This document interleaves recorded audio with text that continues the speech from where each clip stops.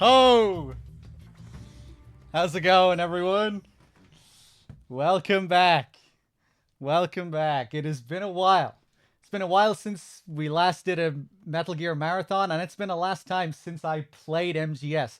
As a matter of fact, I think this is the longest break I've had from MGS in around 10 years. I think. Pretty sure. Maybe even longer than that. I think it could be a little bit longer. Last time I played MGS was the end of January. So I haven't played in several months. And yeah, I'm pretty sure that's the longest I've gone in like a fucking decade. The MSX games as well. The last time I played Metal Gear 1 and 2 was probably the last time that we did a marathon on my channel. And the last one was on DRK's channel, and that was like 10 months ago, I think, 9 or 10 months ago. So I haven't played the MSX games in like almost a year, so we'll see how rusty I am. Discord, DRK, yeah, hold on a second. But yeah, let's play some Metal Gear, shall we? Hold on. I'm gonna be really fucking tired in a while, I bet, because I was up way too early today. I was up at like 6 a.m., half 6. I was like, oh no, desperately tried to get back to sleep for a few more hours, but I couldn't do it. That's okay, we'll survive.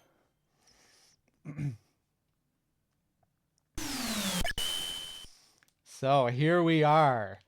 The beginning, where it all began, 1987.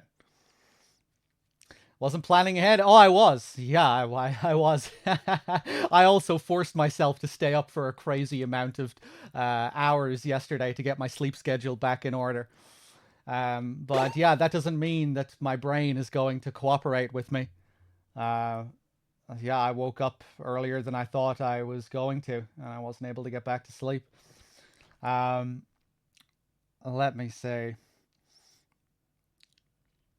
Oh, hold on.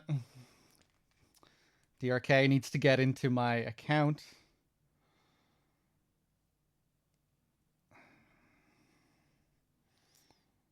Hold on.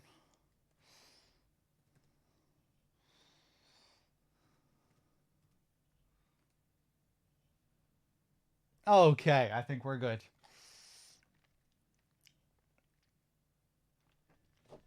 Okay, cool. Fuck it. Yeah, man, let's get straight into it. Let's do it. Game starts. We only have 2 difficulties in Metal Gear 1, original and easy. We will be going for original.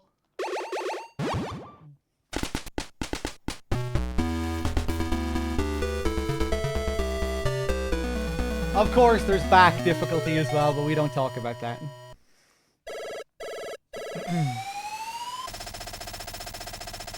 120.85. This is Big Boss. Operation Intrude M313. Infiltrate the enemy's base, Outer Heaven, and destroy the ultimate weapon, Metal Gear. That reminds me, I still need to thank some people. I didn't thank subs at the start of the stream. Bixen, thank you very much for the 62 months. And Traxo, thank you as well. Firelord, just coming in with the 69. Thank you. Bixen, thank you for the 62. Moto with the 6. Antrax, did I say you for 17? Rhinox coming in with the 100 bits as well. Thank you. Creeper with the 17. Eddie with the 4 months. Elaval with the 2 years. Ice Arrow with the year. Nostrovis with the 15 months. Tony Wing with the 57. Albagaz with the 4 months. Lowercase with the 19 months. Outer Heaven, of course, with the raid. Nick with the 24 months. Mill TJ with the 21. Vox with the 15. John Anakin with the 31. V3 with the 31. Ghostranaut with the 19. And I think that is everyone. Guys, thank you. It's good to have you all back for 5 days of madness. I think we usually approach 6 days. Like, I'm not sure if anyone knows with like the time that we usually reach, but I think it's usually more than 5 days. I don't think it ever goes into the 7 days, but I think it often goes into 6 days when we do this. Liquid Lee Sue with the 31 months and the 18 in a row. Thank you. I'll talk about I'll give my thoughts on the MGS3 stuff soon. Let's read the rest of this. Let's go over the details first. Make contact with Gray Fox and find the location of the ultimate weapon, Metal Gear. He needs to repeatedly tell us this. Let's use frequency 120.85 for all communications from now on. Over. Yeah, so for some reason they changed it from 120 to 140 later on. I wonder if there was any reason for that.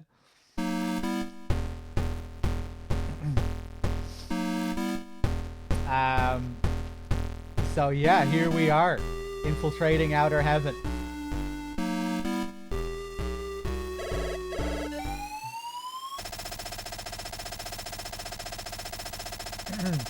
This is Big Boss. The mission is infiltration. Make sure that the enemy does not discover your whereabouts. Over. Yeah, this is not an action game. This is a stealth game. Apparently Kojima wanted to, one of his primary source of inspiration when making this first Metal Gear was the movie The Great Escape. And he wanted to recreate the feelings that he had watching that movie. That originally you were going to play as a prisoner trying to escape from Outer Heaven or from wherever. But that changed. However, the game does still include those prisoners. You don't play as a prisoner, but you do rescue a lot of prisoners. I still haven't seen that original Great Escape. I was actually thinking about watching it before the marathon. I did watch the original Godzilla, though. Another hugely influential film on Kojima. Watched the original Godzilla for the first time, which I quite enjoyed, like a couple of days ago. Game audio is a bit loud. The HD collection is often really fucking loud. Is it loud? I turned it down significantly, but it's probably still a bit too loud. Okay, hold on.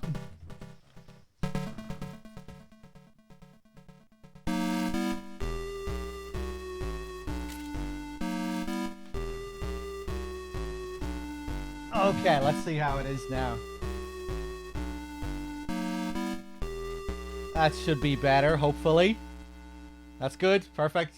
Jesus Christ, man. The HD collection is so fucking loud. I don't think there's any other game I have to turn down as much on OBS.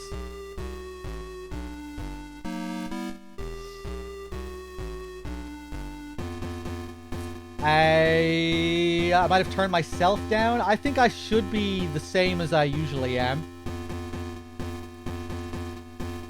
Although we were tinkering with my OBS. I think it should be the same though.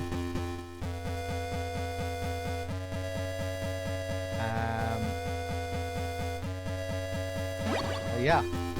Let's max out our rations before we do anything else.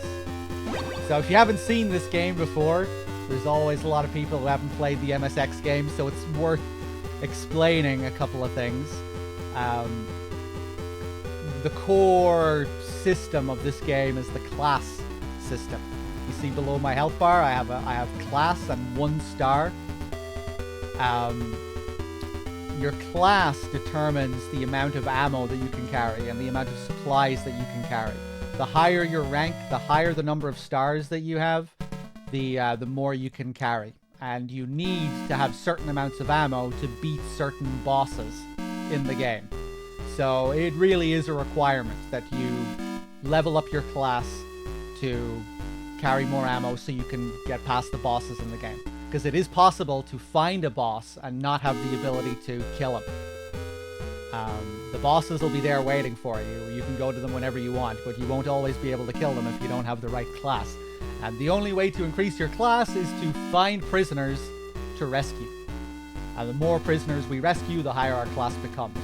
So that's like that's the main loop of the game. Find prisoners to increase your class so you have enough ammo to beat the bosses. At 1 star, we can only carry 3 rations. So that's all we have. When we get 2 stars, we'll be able to carry 6, then 9, etc. We do have our cigarettes. It's the only other thing that we start the game with. Or, well, the only thing we start the game with. You don't start with any rations. Shin Lane with the 21 months. Thank you very much. Sneaky with the 2. And I think that's everyone. Surgeon General's warning. Cigarette smoking may be hazardous to your health. You get a cute little sort of callback to this in MGS2 where Otacon also references the Surgeon General's warning and how Snake might not be paying attention to it.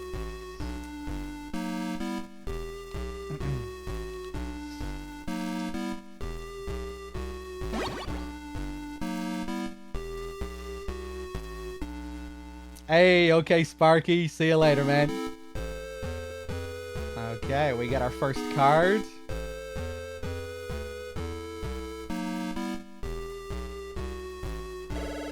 Do some sleuthing around. With these guys, we can just run past them. And similar to MGS 1 and 2, the game has the same kind of structure. You know, we're in this large facility. We need to find key cards to gain access to new parts of the facility. Very, very similar structure, really. It's one of the interesting things about this game, if you haven't seen it before. It's a good history lesson. You get to see where a lot of the ideas came from. Many of the ideas that carry over to the later games starts right here.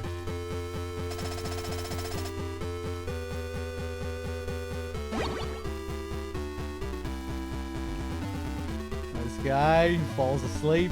He does wake up every now and then, I think. Fell asleep.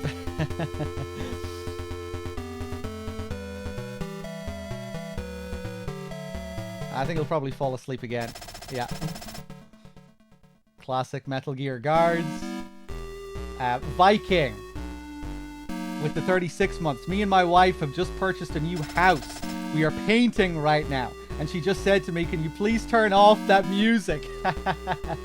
Hey, I'm not surprised, especially after a couple of hours of playing this game. This game does not have a very varied soundtrack. And this theme can drive you insane after a while. Metal Gear 2, when we get to that game, has a much more varied soundtrack, thankfully. With this game, it's a lot of Theme of Kara. There are a couple of other themes as well. There's a basement theme when you get to the basement levels of the facilities. But yeah, there's not much.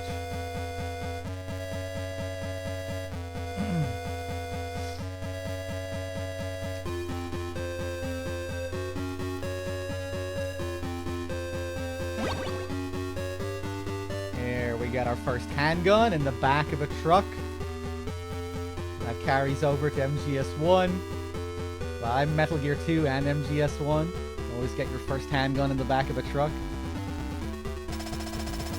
And here, they kind of test your patience. You just have to wait for them to take their shift change, and then you slip through. Bop-up. Bop-up. An interesting thing about these elevator rooms is that they kind of serve as your checkpoint. Yeah. Whenever you die, you go back to the last time you entered a elevator room.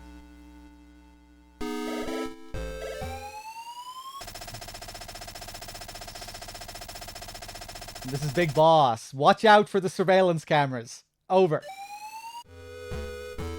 Yeah.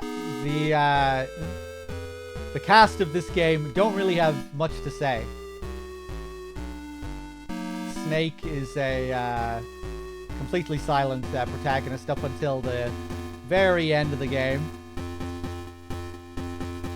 And most of the supporting cast are just there to tell you the information that you need.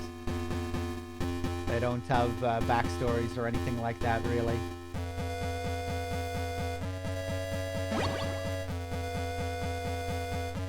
And here, I'm going to grind as much ammo as I can. But one thing that's interesting is that even though the game doesn't have that much of a story, when you break down the fundamentals of it, it's actually something that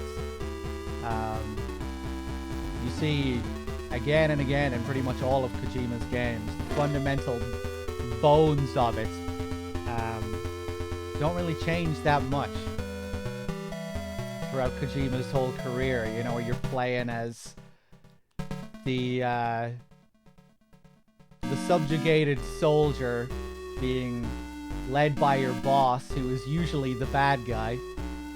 You know, we're being led through the game by Big Boss, then we find out at the end we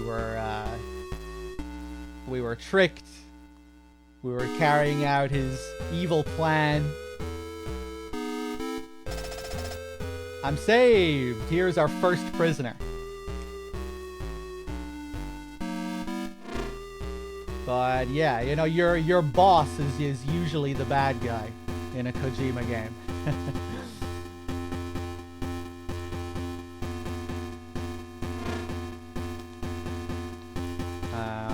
Let's see. Alright, you know, oftentimes the major antagonist. This is Big Boss. I forgot to tell you, you'll need a gas mask for the gas room. Schneider, the leader of the resistance, should be able to tell you where to get a gas mask. Over. And we already found our gas mask, so we don't really need Schneider's help. But let's call him up anyway. We find his frequency in the game manual.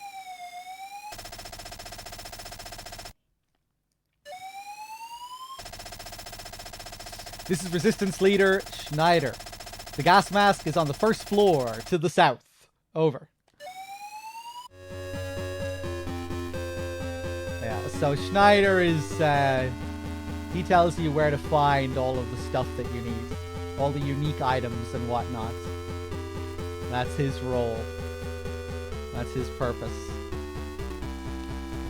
Ba-ba-da-la-da-loo. Straight to the point, no questions required. Yeah, like, I mean, Snake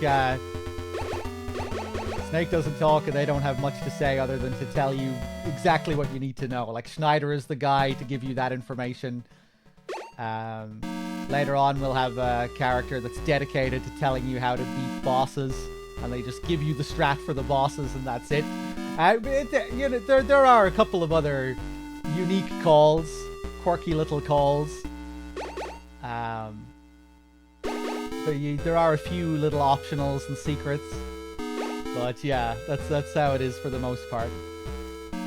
Zero, thank you very much for gifting a sub to Jigsaw Killer. Much appreciated.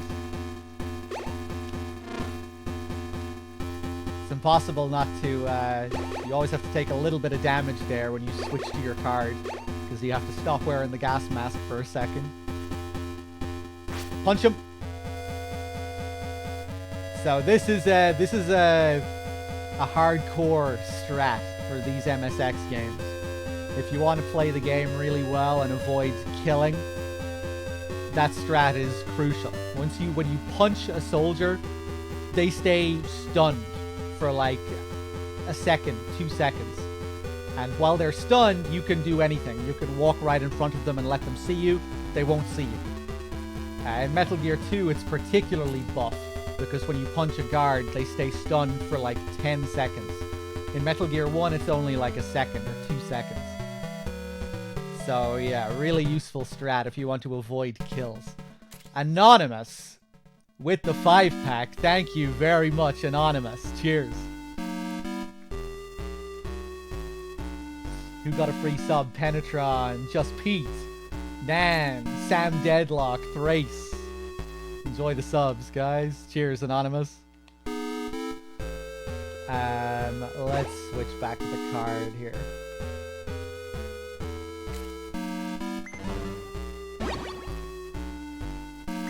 There, we got our first bit of C4.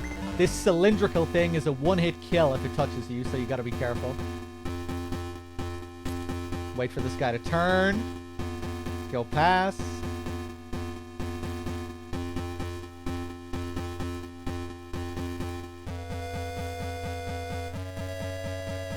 Gonna stay here. Now, it looks like he should be able to see me there, right? But no, he'll only see me if I'm, like, right on his direct line. I would have to walk up a couple of steps in order for him to see me here. You can get away with some crazy shit in this game. And when you see stuff like this, you might think, that the game is going to be really easy because these guards are so stupid. But as you can see, no. It can still be quite tricky, especially when we get to parts of the game later on where they just spam enemies all over the screen and they're all facing different directions and turning, and it can actually be a pretty tricky game. Eek with the 69 months. Thank you. A literal line of sight. Yes.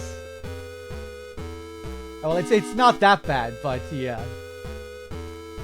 So we got our next card. Punch that guy in the face. Run past him. See, there you see an example of how the stun works. How I can just punch him and walk right in front of him.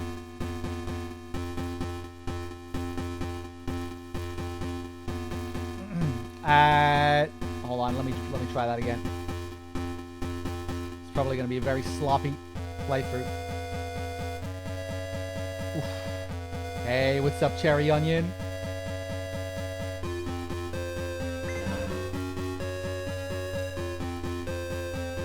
Ba ba ba ba ba ba ba.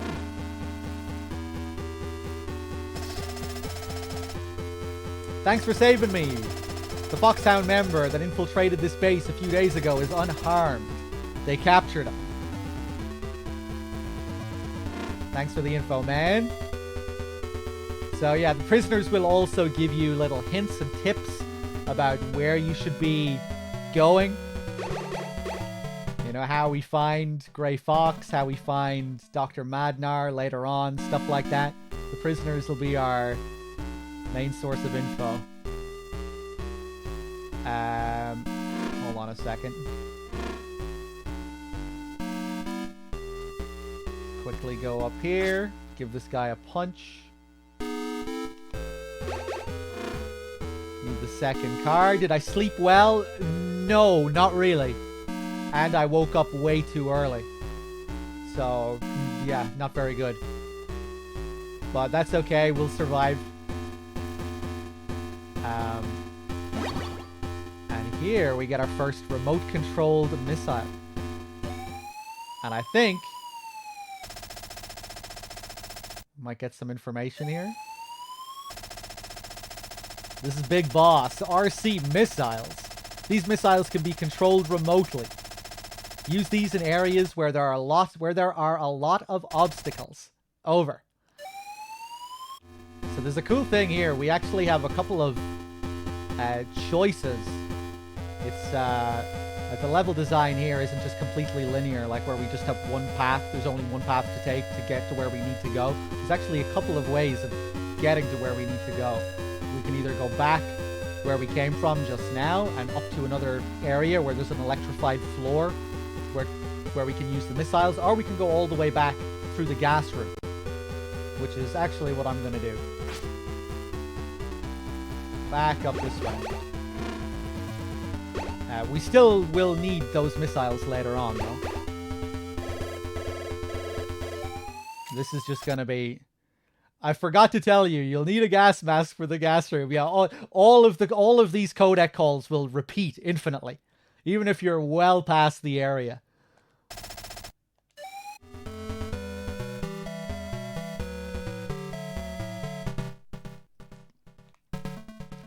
The codec system at its most primitive here.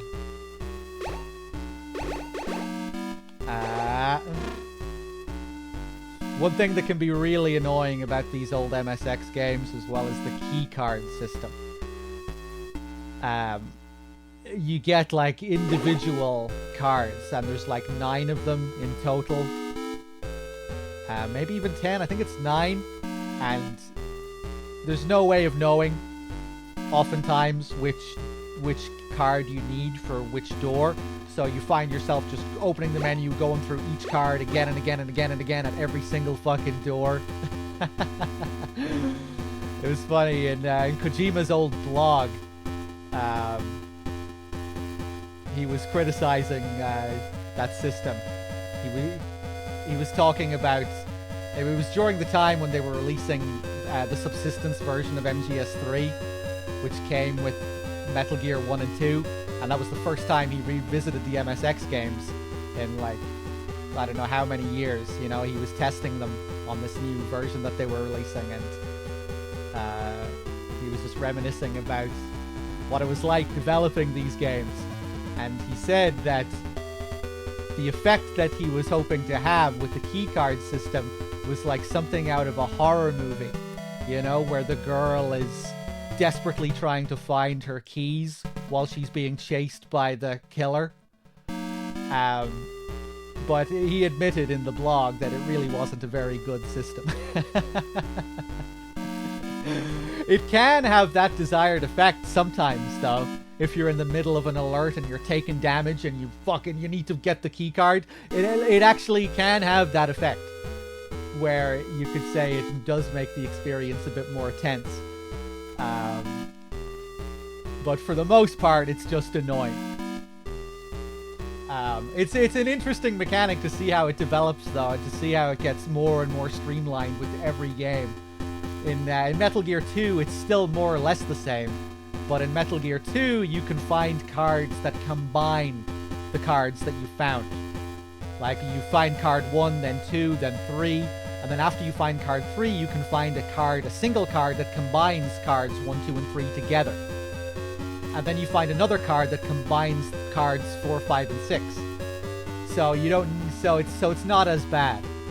And then in MGS1, it's even more streamlined, where all the cards just get absorbed into each other. And then in MGS2, you don't even have to equip the card at all. It's there in your items, but it's never something you have to equip.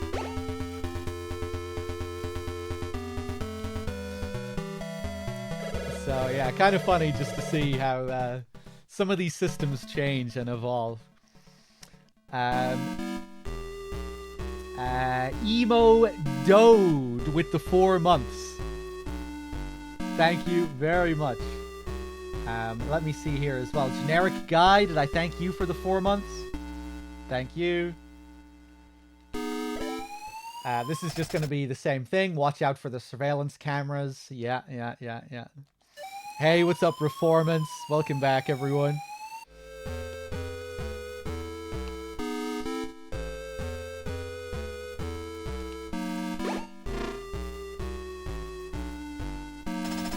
Rescued. But yeah, with regards to the MGS3 news, I don't really have much to say about it.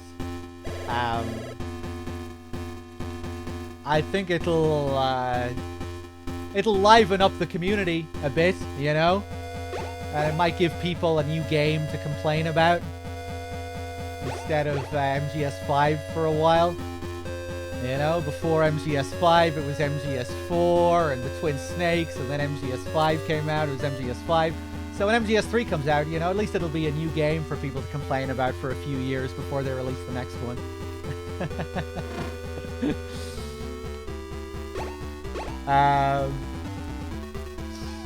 But yeah, I don't know, I'm intrigued to see who's making it.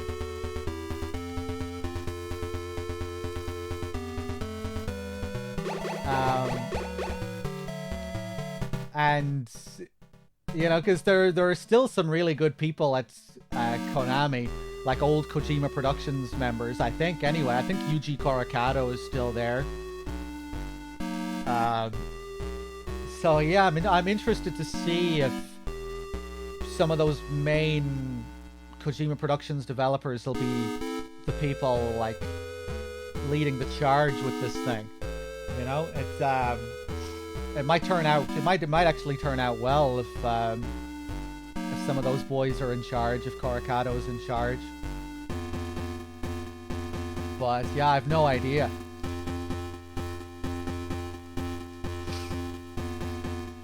But yeah, or maybe it is just going to be completely outsourced. The Silent Hill treatment.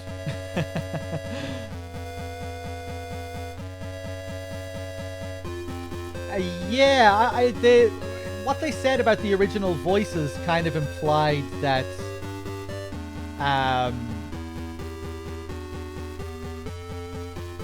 that they'd be using the same audio, I thought. I forget exactly how it was described, but It didn't give the impression to me that they were re-recording the dialogue. But maybe they are. I don't know.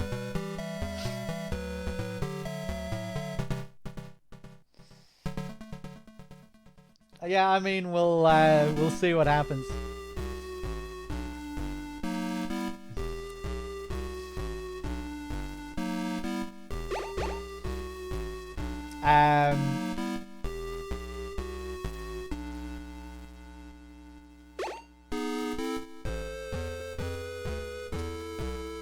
Okay, let's see if we can do this section. See if I can remember how to play this game. Nice. Nice. Oh, damn, he caught me.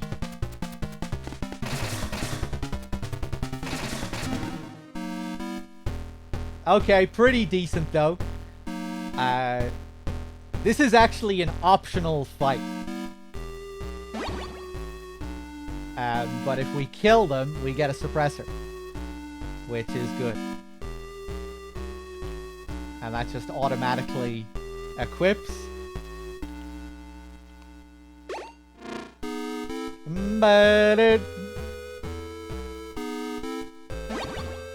We get a grenade launcher.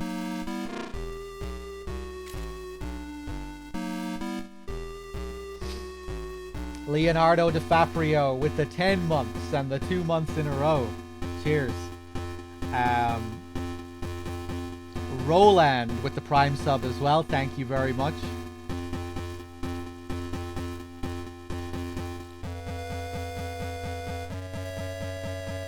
Yeah, I saw that about the Virtuos community, or company rather. Apparently they also helped with MGS5 as well.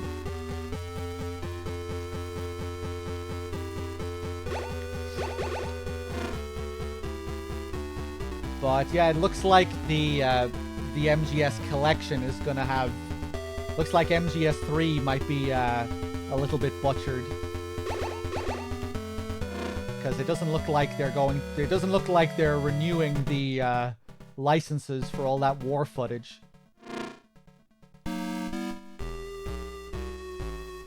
Remember MGS? Remember they had to take it down off the store or something a while back, because the licenses ran out for all that stuff, for all that war footage. And in their announcement for the collection, they said that it would contain minimal edits for certain content. I'm assuming that's what they're talking about. Oh yeah, of course. There's also the whole thing with the music, the Metal Gear theme, which will surely be cut from the game as well.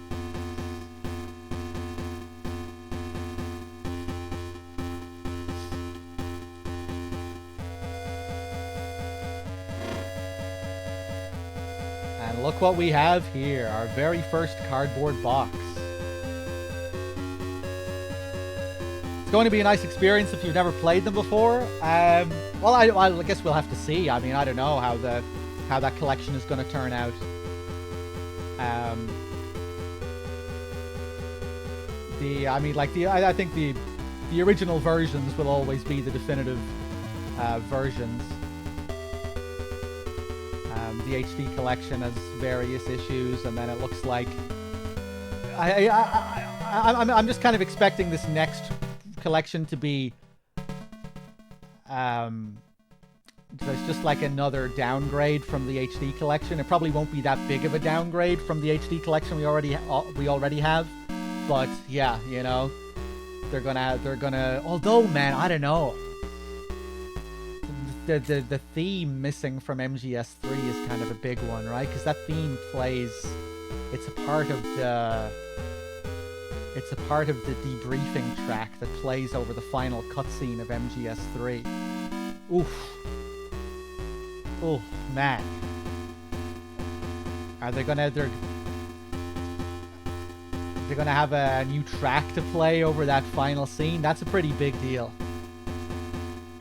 At first I was thinking that theme only plays in the credits for the game, but no, it plays over the game's most dramatic scene. It's like it's the best piece of music in MGS3, I think. That final theme, Debriefing.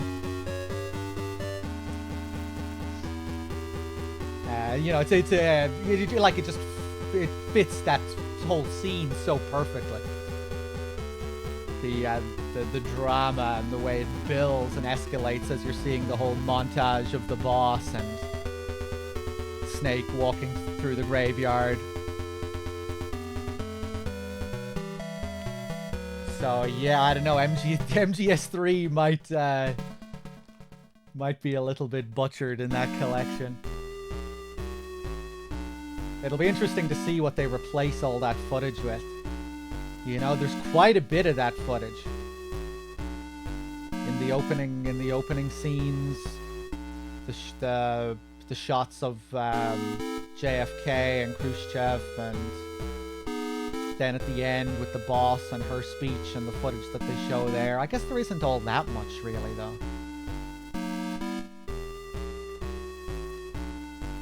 There might be some other scenes that I'm forgetting about as well. Oh yeah, and then at no, they show shots of JFK as well in the opening scene.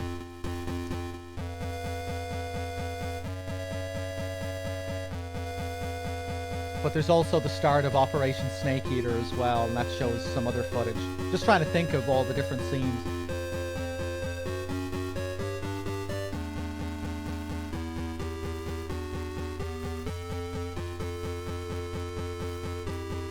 Footage that old is now royalty free? No, I don't think so. That's why they took it down from the PlayStation Store a while back, because they lost the licenses. They had to renew it, and it doesn't look like they want to renew it for this new collection. Or I'm like, the description did say it'll have minimal edits, but I mean, I don't know.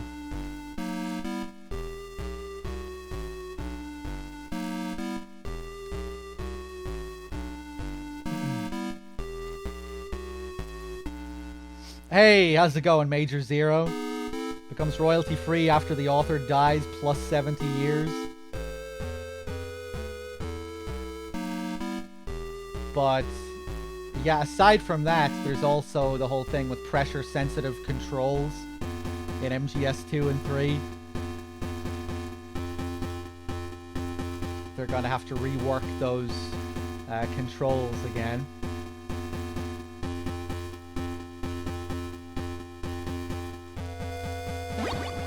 Anyway, here's our first cardboard box.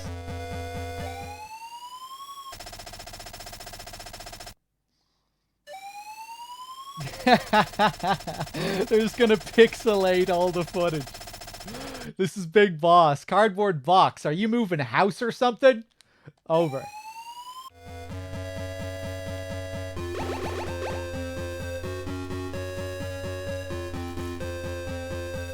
And all we get is a question mark. I really like how they don't explain what the box does. Not in the description, not in the call, it's just a mystery. But it does have a mechanical purpose. You know, it functions in the same way. If you're in a box and you're in front of a guard, they won't be able to see you. And you can use it to avoid cameras if you're in a box. That's what I mainly use the box for in this. It can be good for dealing with cameras. Ba-doo.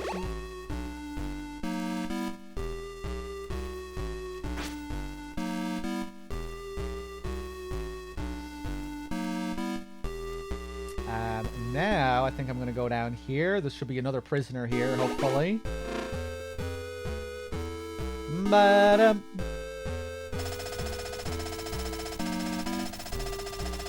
Thank you for helping me. Diane from the Resistance will provide support on frequency 120.33. Diane should have a lot of information about the enemy.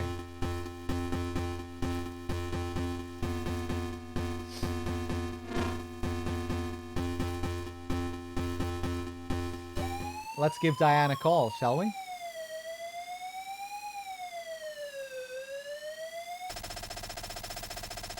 Oh, if I call Diane outside the room, she actually doesn't have anything, she doesn't pick up. Well, Diane doesn't pick up anyway, but if I go back in here, I think we'll get a response. This is Steve. Diane. If I know Diane, she's gone shopping and won't have come back yet. Oh, typical Diane.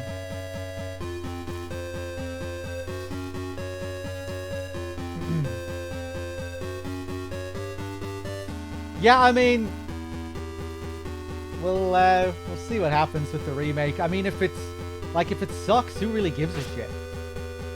Unless you're someone who is like really who really wants a Metal Gear 3 remake. But I think many of us, you know, don't even really want a remake in the first place. Like, or yeah, I don't know. If you're someone who just doesn't really want a remake anyway, like who even cares if it doesn't turn out well?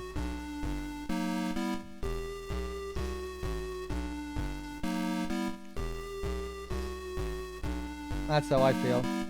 Tom Cruise with the Prime sub. Cheers.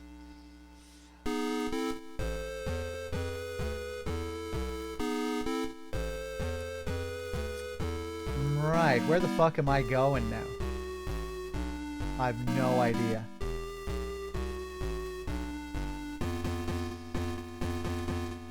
Bam bam bam battle lamp bam battle loompa jump battle lamp.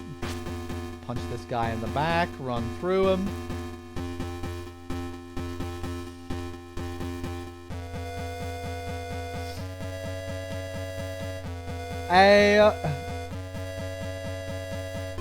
No, the marathon is on this channel. We alternate between my channel and Outer Heaven. So this marathon will be on this channel. The next time we do a marathon, it'll be on Outer Heaven, and we go back and forth like that. Outer Heaven is no longer a channel that is owned by 3 people. It is DRK's channel. It is no longer my channel or Knight's channel. It is DRK's channel and his channel alone. And this is my channel, but we still work together as a team. We just alternate back and forth between the channels now when we do marathons. And the reason for this change is due to our taxes. It was a nightmare for our taxes because we weren't all official owners of Outer Heaven.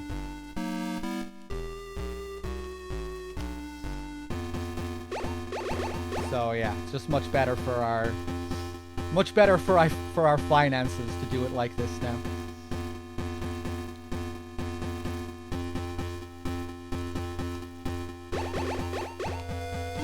Ah, fuck, man. You have to be so quick to get down there and open that door. It is possible, though, to do it before the camera catches you.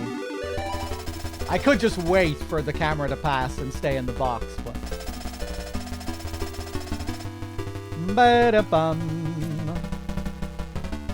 Probes with the Prime sub as well. Thank you very much, Knight. Thank you for the raid. I'm just seeing that now as well. That member of Foxhound, Grey Fox, he's being held in a secret cell. And for the first time, our class gets increased to 2 stars, which means we get more health, we can carry more ammo, we can carry more rations.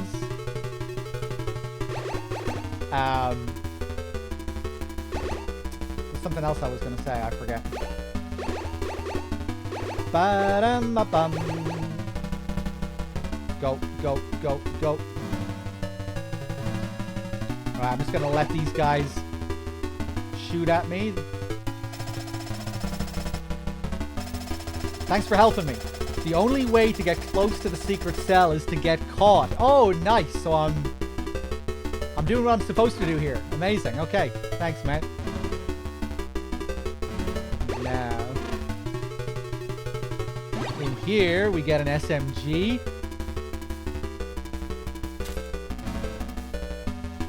Foxy with the 27 months. Thank you. Don't move. Take him away.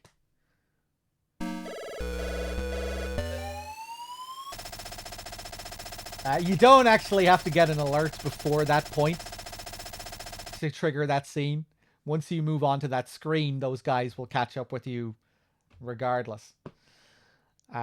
This is Big Boss. Infiltration accomplished.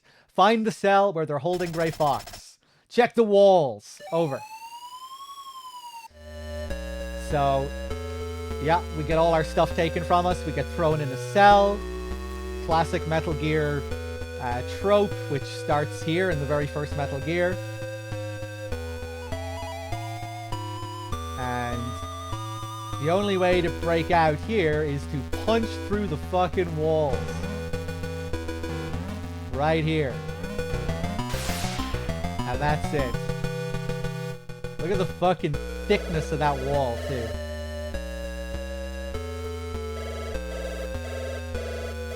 Chebsworth with the 33 months. Thank you very much.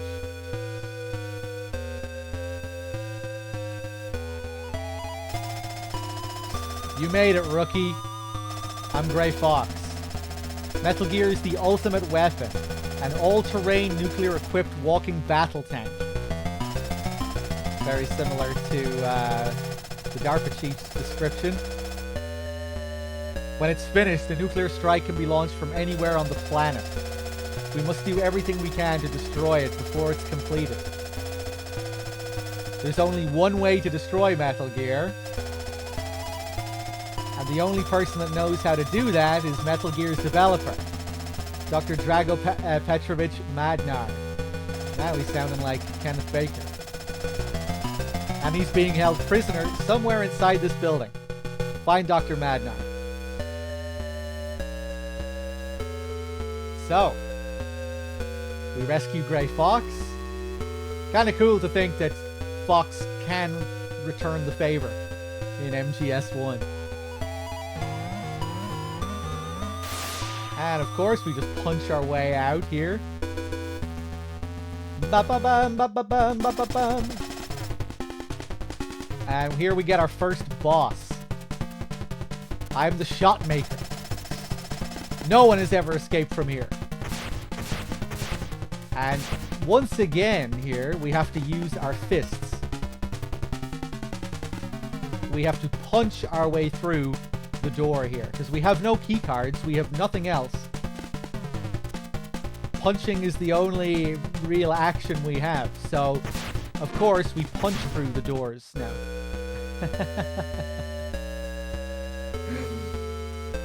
It's funny watching people play this game for the first time and run into shit like this. I have no idea what they're supposed to do. Yeah, that's the only door in the game we have to punch open. Recovered your weapons and equipment, and finally we get all our stuff back. And if we look through our equipment, once we have it all back, we can see something that wasn't here before. Another little trope that carries over to MGS1 and MGS3. It's most close to MGS3. You know, when Ocelot sticks the transmitter in your back. And if you don't get rid of the transmitter, you run into that scripted caution later on at the waterfall section. This is kind of similar, where we have a transmitter, and if we don't get rid of it now, we'll have to deal with the scripted alert later on. So, kind of cool how MGS3 brings that back again and does a lot more with it, you know, because it ties into that whole optional cutscene if you keep the transmitter lodged, as opposed to getting rid of it. And it's quite a unique encounter with the Ocelot unit as well, if you don't get rid of the transmitter. In this game, there's nothing too interesting if you keep the transmitter in your equipment. It's just a scripted alert. Hey, what's up, Fusorio? Ah, fuck, I'm gonna get caught. And in this next room, we can get card number 3, some more ammo.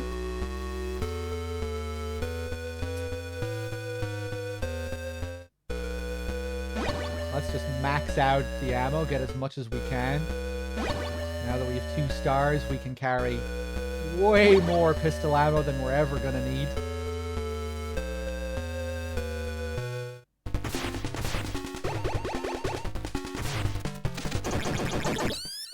And the shot maker himself is not much of a problem. You can just run right up to him.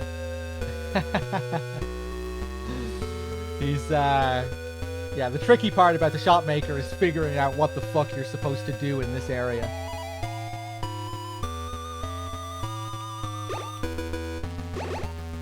While he's trying to kill you. Yeah, and now we're in the basement area. And we can find more walls down here. But with these ones, we can't punch through them. But that's okay, because we have some C4. Place down the C4. And we haven't been told about any of this, that this is where we're supposed to go. So if you were playing the game normally, you might not even think to punch any walls here. You'll probably just go back and explore the facility, get lost.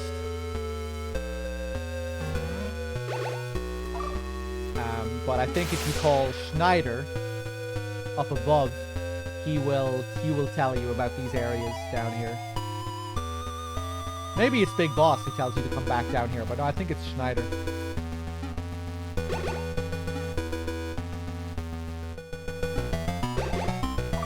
Place some explosives.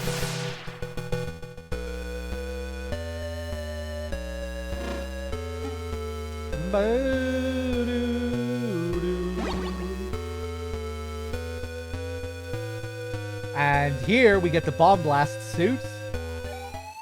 Fat Man would be happy.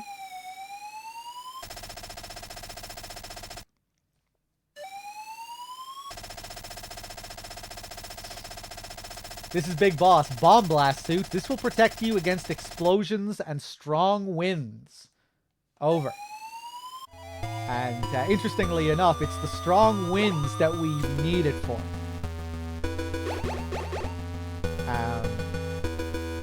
I always forget if it actually does cause you to take less damage against explosives. I think I remember testing it out before. I can't remember if it does actually. Because it's really more of a key item, you know? You need this to progress with the game, to get past an area where there are heavy winds. That's why you really need it. You're generally not going to be equipping it for blasts. Let's see here. Gaz Rawlings, thank you very much for gifting a sub to Aethertid, or however I pronounce that. Thank you. Or Ethertid. Rapelli as well with the 3 months. Thank you very much.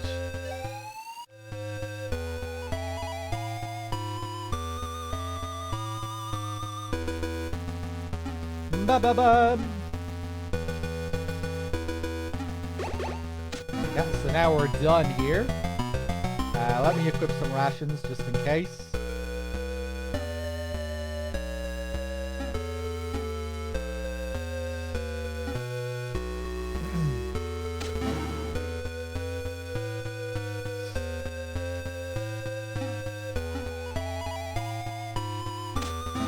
But yeah, I wonder, is this going to be the beginning of like a whole series of remakes for Konami? Wouldn't be surprised if this one sells well. We're gonna have fucking Metal Gear Alpha next. And there's another thing we can find here.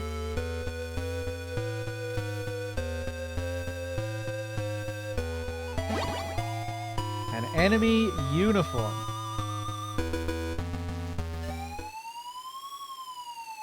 Yeah, I think it's cool that finally we're getting some ports on modern systems, but like we were saying, They might be a bit rough, especially MGS3 if it's missing all the archival footage and the MGS theme and things like that. It'll you know, the HD collection was already missing some stuff. The Nightmare,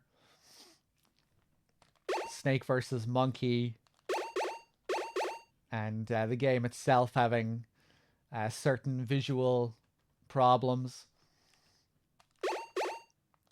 The originals will still be the way to go. They'll still be the definitive versions, unfortunately. Let's call Big Boss again.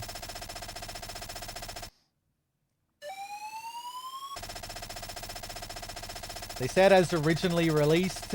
No, they said that they will contain edits, which is likely down to stuff that they don't have the license for anymore. All the archival footage from MGS3, particularly, and oh god, yeah. With regards to the MGS main theme, the MGS2 intro. Are they gonna have new music for the MGS2 intro? I was just thinking of the MGS3 ending, but of course there's MGS2 as well. Minimal edit to copyrighted contents is what they said, right?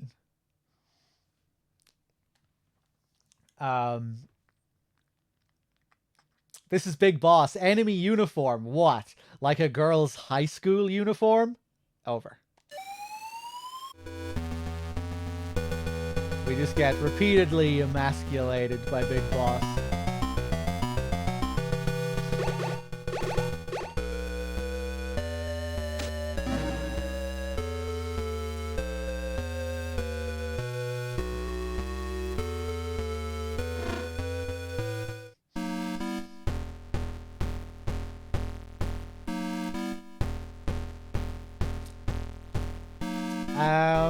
I'm just trying to think where I'm supposed to be going next.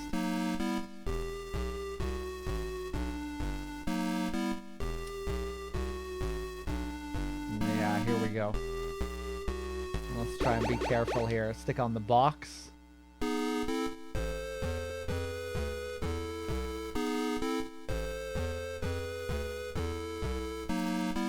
Ba-doo-doo.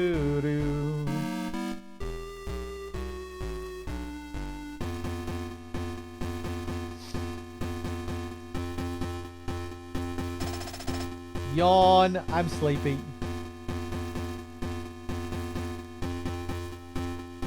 By the way, if we still had the transmitter, this is where the alert triggers.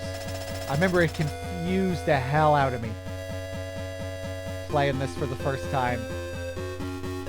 Coming up to this point and just getting a random alert. It just triggers when you walk past this guy. Like, what the hell? I didn't get caught. What's going on? And then eventually you'll realize that it's the transmitter. And here we have these strange devices, which can also confuse you. If we equip our cigarettes, there we go. You see what the deal is.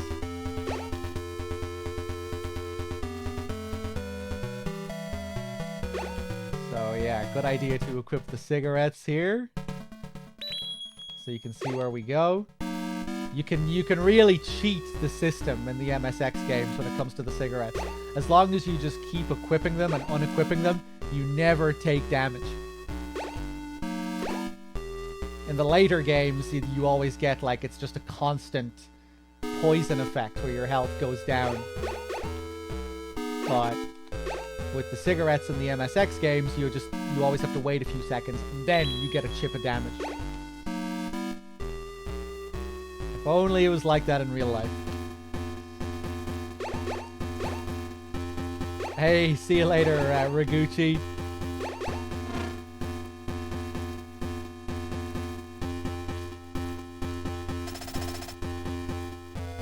I'm saved!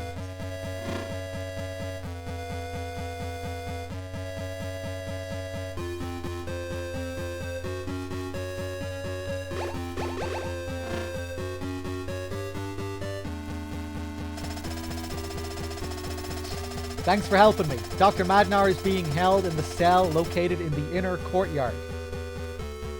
Thank you.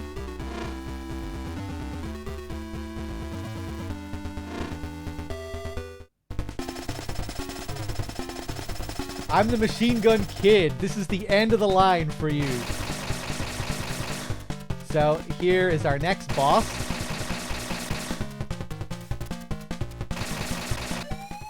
And if we call Diane, she might have something to say. I should have called Diane for the shopmaker as well. Hi, this is Diane. The machine gun kid is vulnerable to attack by RC missiles. Bye. Thanks, Diane. Hey, Martian. Thank you for gifting a sub to Fusorio.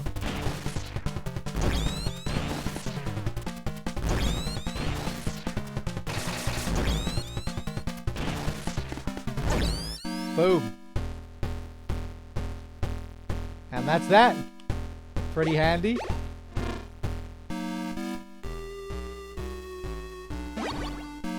And here we get a parachute.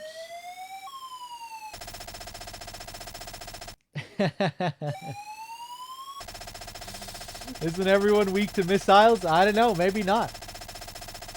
This is Big Boss. Parachute. Make sure you put it on before you jump off anything high. Oh, wow. Thanks, Big Boss. Cheers, man.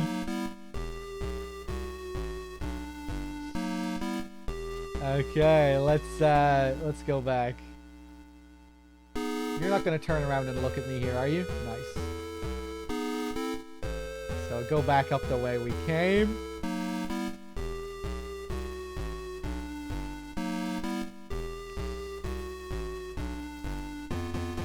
Ba ba da da ba ba da da. Okay, let's get back in the box here just to be extra safe.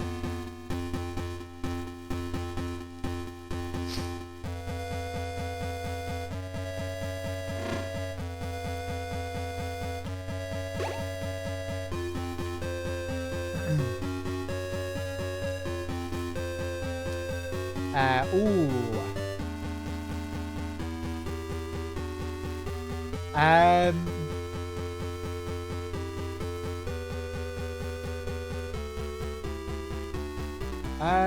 Yeah, no, I should be here. Okay, I just had to think.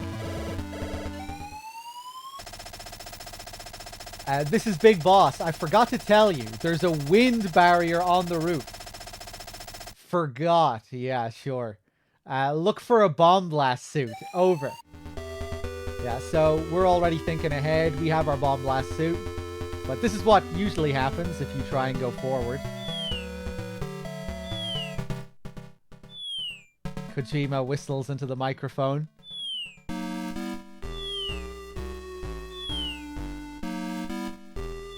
And we get pushed back. So in order to get past this frightening gust of wind, we equip the bomb blast suit, and then we can walk forward. It's kind of funny. As soon as you cross here, you can take off the suit. And you're good.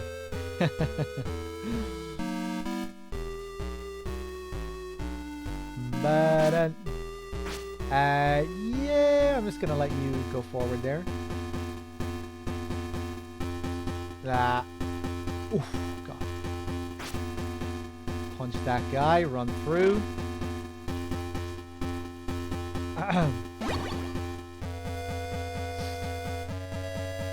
Oh man, the Silent Hill 2 remake.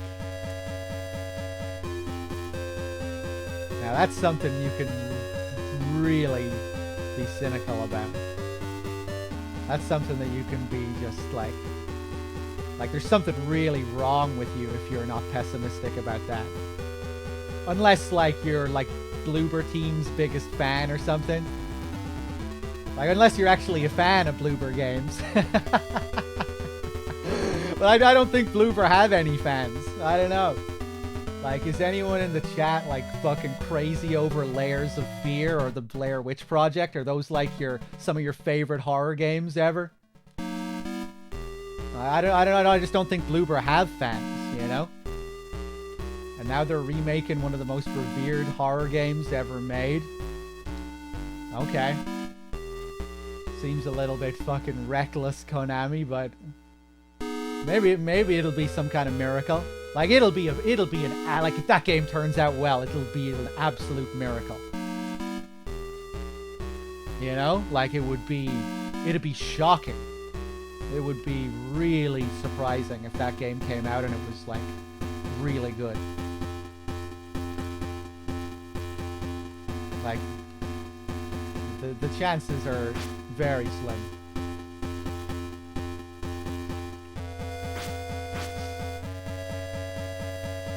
But who knows? Maybe Bloober got a load of new.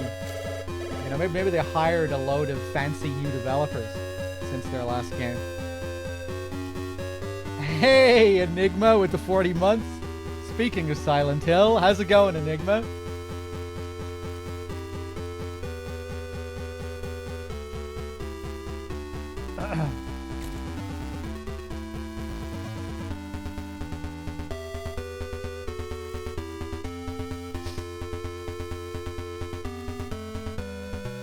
Hey, I remember how to do this. I did not mean to shoot a fucking rocket. Jesus.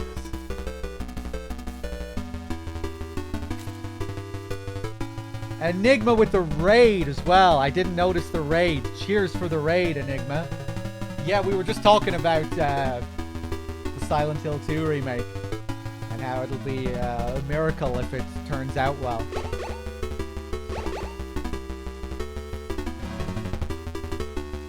You know, I feel like it's the one remake project that you'd almost have to be crazy not to be pessimistic about.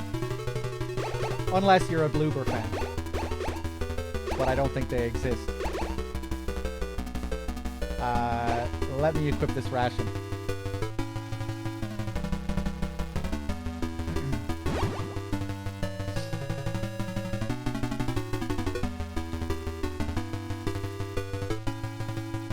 Why didn't Konami remake Silent Hill 1? Why didn't Konami do another MGS1 remake? You know, Silent Hill 2 is the fan favorite. It's the most revered game in the series. And I think MGS3 also has that status as well.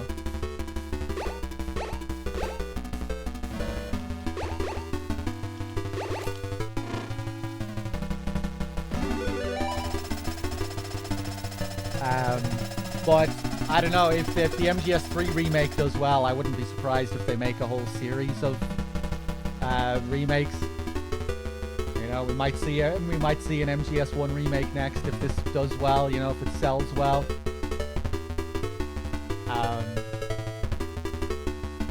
To me, MGS3 also just, it feels like I feel like it would be it just kind of feels like the safest game to remake as well. Being its own standalone thing.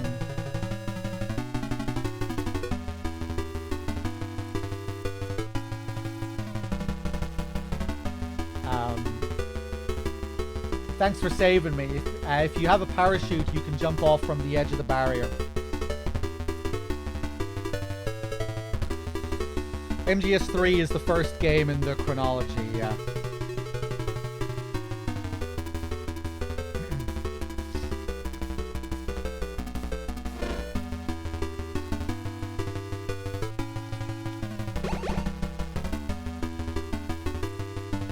I'm trying to think here. What do I want to do? Running low on rations. Buddlum. Oh, these fucking flying assholes, man. Go.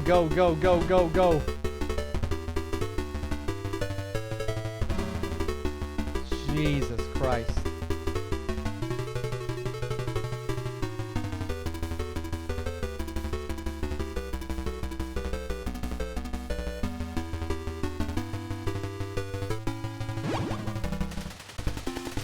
All right. This is Solid Snake. Come in.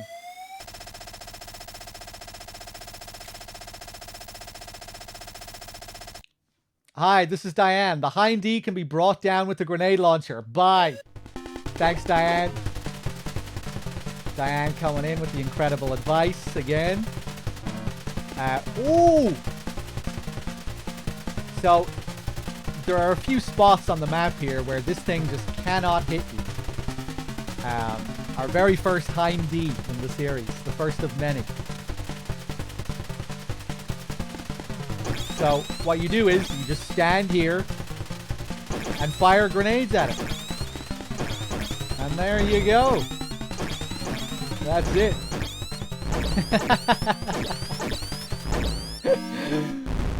Yeah, it doesn't fly around or anything. It just stays there.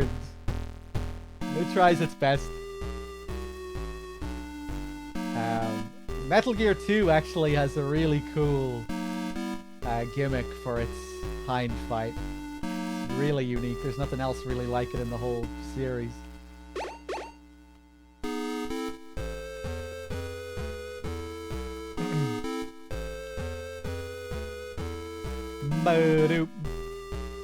And yeah, now we get to the point where we have to use our parachute. It's the majority of this screen is just the abyss. This is our little ledge.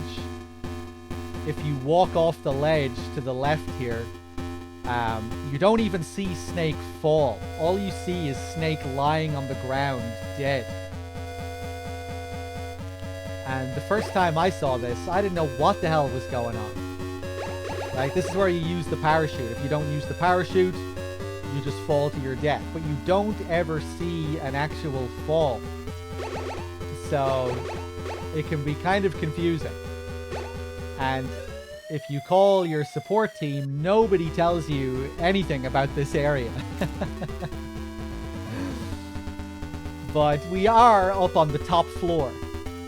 So, I guess that should be a little bit of a hint in itself that we are up high. Portis with the 9 months and the 9 months in a row. Cheers.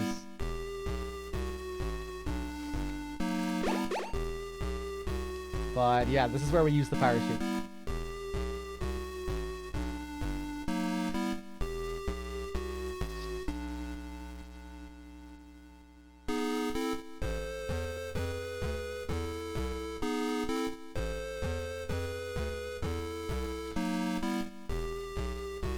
Are we expecting remakes for the trilogy announcement? No, that trilogy...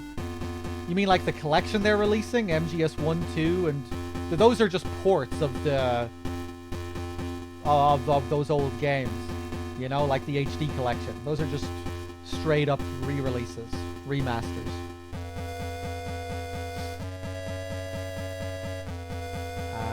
I'd imagine they'll be the same versions, more or less, like they'll be those Blue Point versions of 2 and 3. It seems like they're releasing different volumes. Like the first volume is what, just MGS 1, 2, and 3. The 2 and 3, I'd imagine, will probably be those Blue Point versions for the most part, but with, you know, the stuff edited out. The licensed stuff, the archival footage and the theme and whatnot.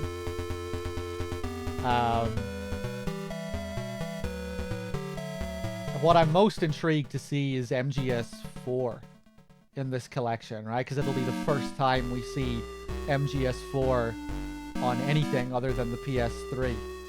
So it'll be really interesting to see what MGS 4 is like. Hopefully they do a good job with it.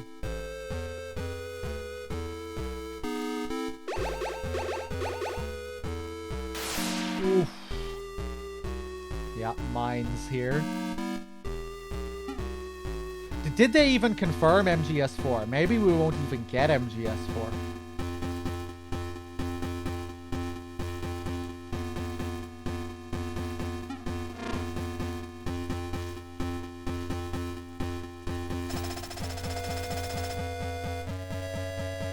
Looks like the PSN stuff and Blue Point stuff is in Volume 1. Yeah, Volume 1 doesn't have Peace Walker, does it? So that's Blue Point, and that'll be something that'll be coming later.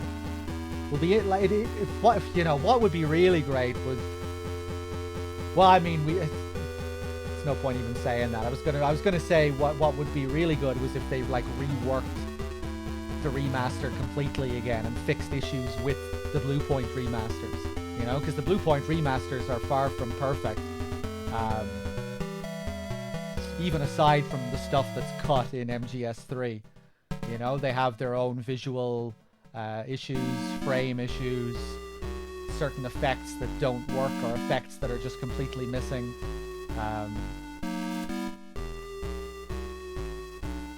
But yeah, it'll probably be an even more downgraded version of those releases, unfortunately, with even more stuff removed and cut out. But yeah, at least hopefully they do a good job with MGS4 at the very least. You know, we'll probably still continue to play the PS3 HD collection for these marathons.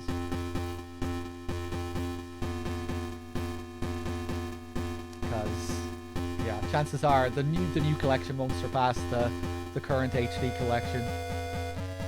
Now with all this, with all these licensing issues and all these edits. Thank you for helping me. Dr. Madnar was just transferred to Building 2. PS Store description says this collection includes classic versions of the games, complete with minimal edits to copyright contents. Right, yeah.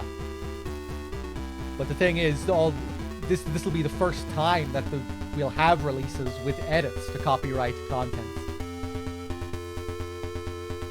So ideally, you would like to play versions of the games that do not have any of those edits, which we do have, like the current HD collection.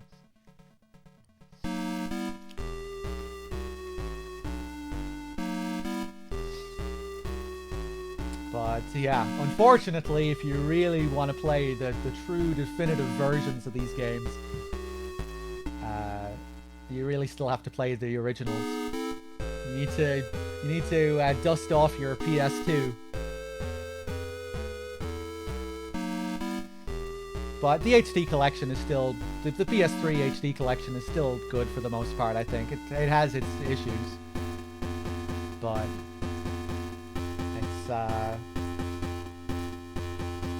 it's not too bad. Is Twin Snakes part of this remaster? Maybe they'll re-release Twin Snakes. Who knows?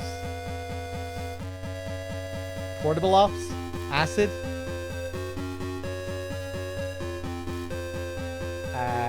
Building 2 is located 10 kilometers north of here. Oh! Peace Walker HD isn't actually by Bluepoint. Oh!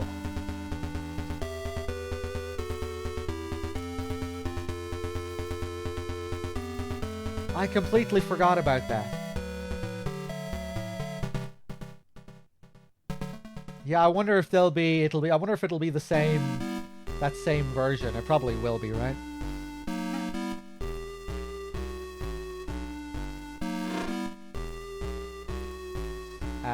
So now that I have 3 stars, I can go and stock up on mines, which we need for the next boss. It's the only way of defeating the next boss. You can actually glitch past the next boss, but I won't be doing that.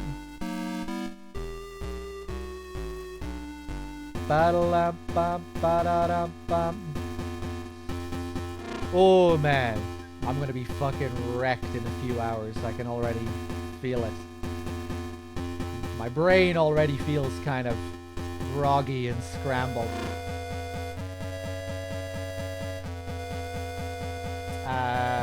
Let's go down. Hey, what's up, HK? From the Peronis? No, it's just from staying up for so long yesterday to try and get my sleep schedule set up for the marathon. But then I was up too early today anyway. I woke up at like 6 a.m., 6:30 a.m. and I just couldn't get back to sleep. So I'm gonna be pretty tired later on. But I mean, that's the marathon way. But yeah, hopefully I'll get a good sleep later on when DRK takes over. I know DRK was also staying up for crazy hours earlier today to set himself up for the marathon. Hopefully he gets a better sleep than I did. But yeah, I mean, it always happens during marathons.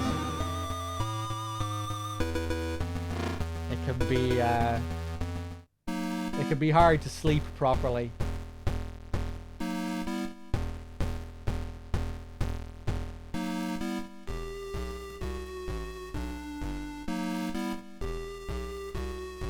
No, DRK will be on for the end of MGS2 and the start of... Or sorry, he'll be here for the end of MGS1 and the start of MGS2.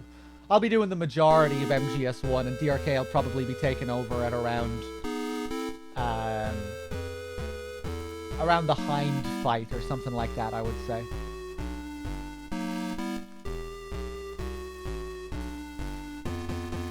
Okay, so I got the body armor. Now we're going back up to the second floor, I think. DRK will not be doing a 30-hour stream. Will we do 12-hour shifts?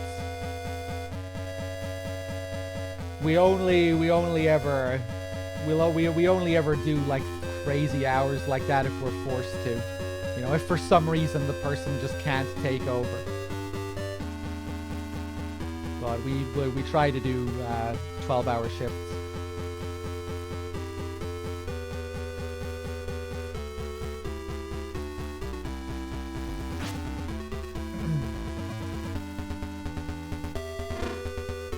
But yeah, unfortunately, we will go for like 20 plus hours if we need to.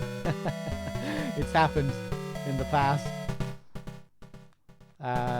Let's get some C4 here.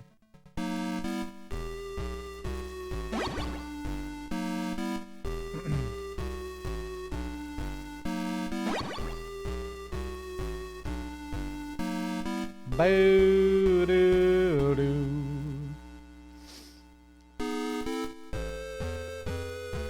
Okay. Let me equip the body armor. Ba-dum. Now let's stock up on rations. Now that we have 3 stars, I can carry 9 rations. This game isn't actually that punishing in terms of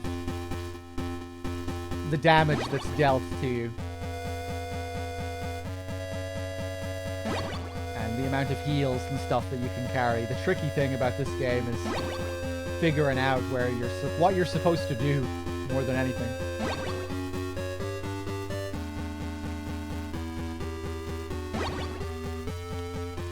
There we go, 9 rations.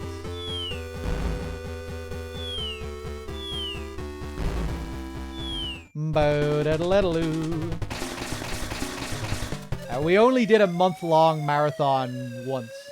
Metal Gear March. I think it was only that once, anyway.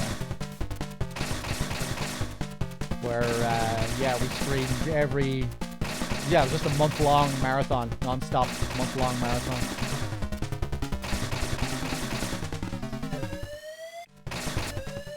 Diane, tell me about this tank.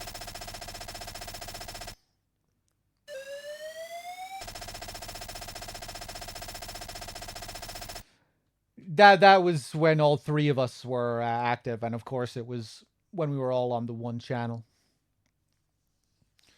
Hi, this is Diane. Mines can destroy the tank. Bye! Thanks, Diane. Diane doesn't fuck around. No time wasting.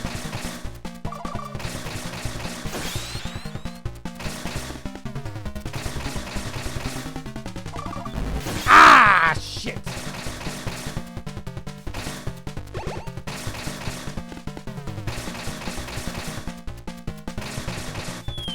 Ah, fuck.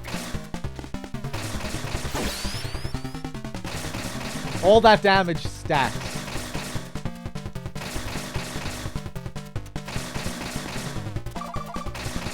Nice. can actually be strategic there with your movement. He alternates back and forth between the gun on the left and the gun on the right.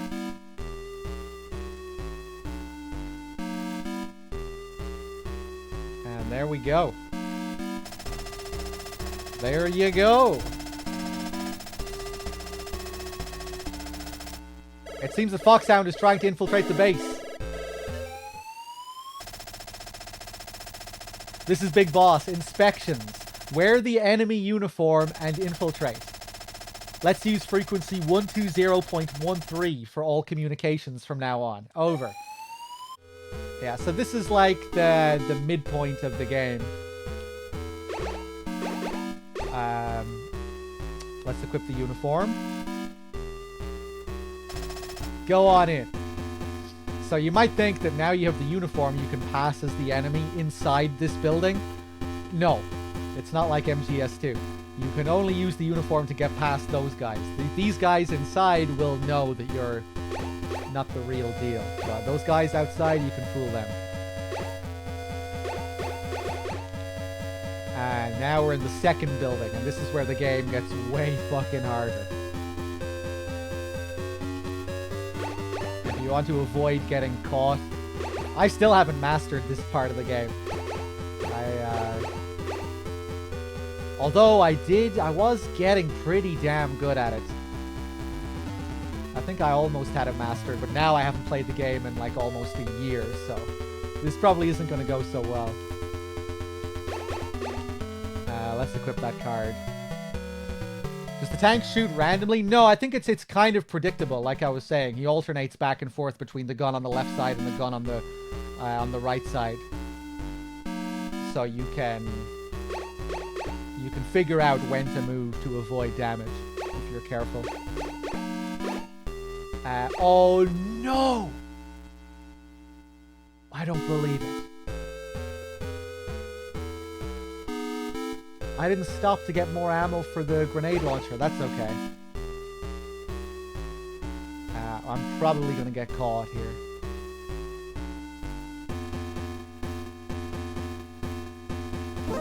Yeah, he turned around.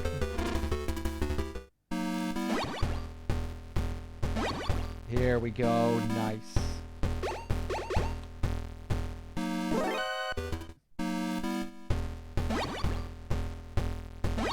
Really nasty. That guy's just staring at you as soon as you come out. The only way to avoid getting caught by him, I think, is to use the box. Look at him staring right at me.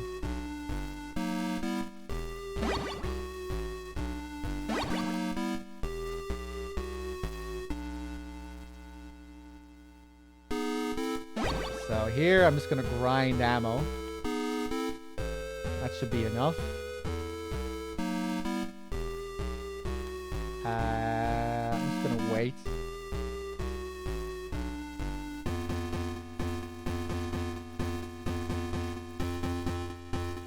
Now he's looking down.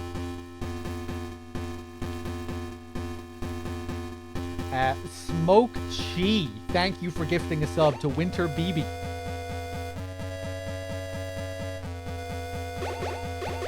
Actually, just in case this thing kills me, it is actually easy to die here.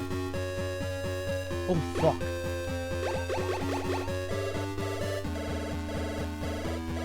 Have to wear the uniform again.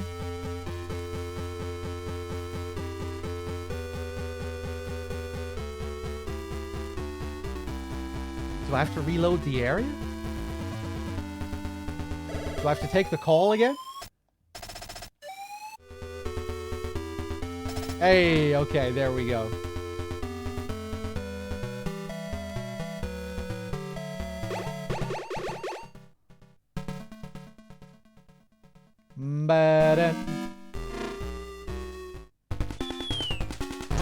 Now, this thing one-shots you if it touches you. Oh my god. I'm dead. And you see it in action. It's a really cheap encounter. You have to know exactly what to do before you get to it.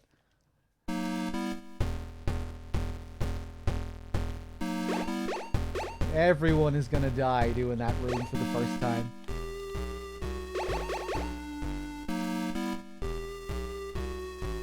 try this again.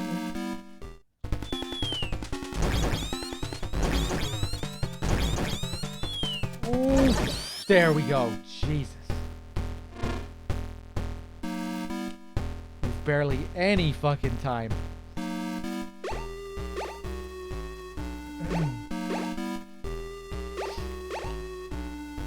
Ba-dum.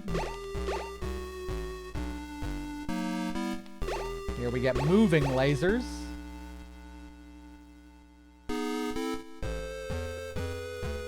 Oof, Jesus. See, this is when the game gets tricky. Once they start putting enemies all over the fucking map. They're all facing different directions, turning, stopping. Nice.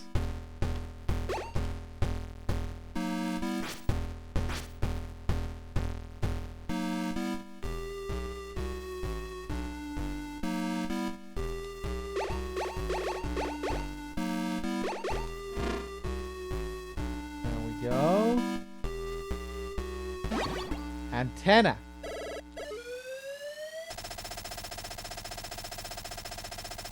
This is Big Boss. They are trying to jam our signal.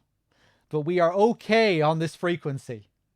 Yeah, if you try and use your radio up until this point, you get no response from anyone. Need to get the antenna to use the radio again. Ba-dum. Hey, what's up, Beat Lip?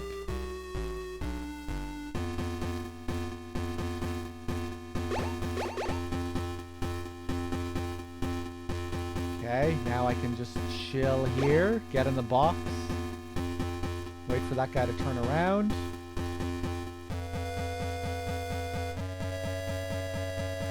Nice, didn't get caught.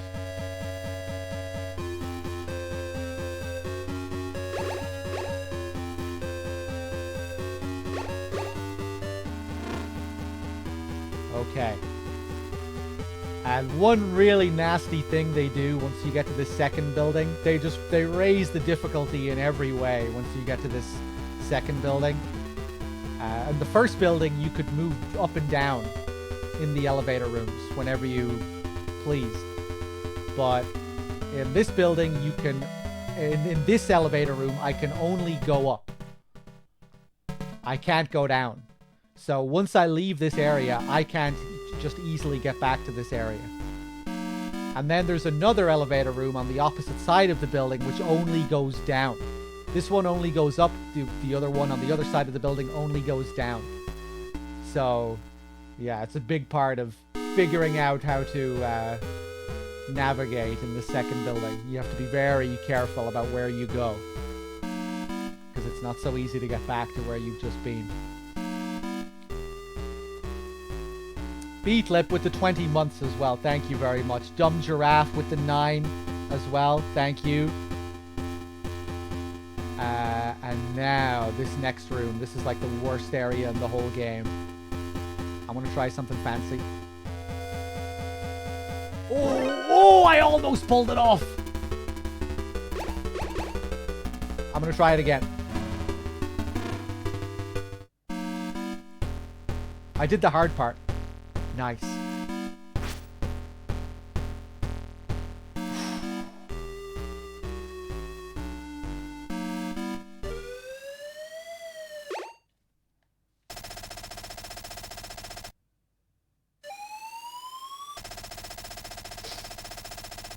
Hi, this is Diane. Bloody Brad, who's protecting the door, is indestructible. Run away!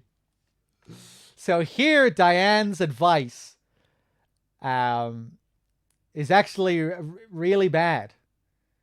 This is the first time, you know, Diane is the person in control of the boss fights. She's always there to tell you how to deal with the toughest enemies in the game.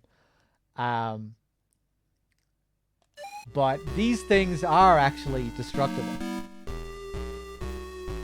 But Diane doesn't know. Diane doesn't know the strats. But that's okay. We'll find out the strats later on. Bassett with the 17 months. Thank you very much. Yeah, they're supposed to look like Terminators. They're, the other name for them was Arnold. But yeah, if you cross their line of sight, they just charge towards you.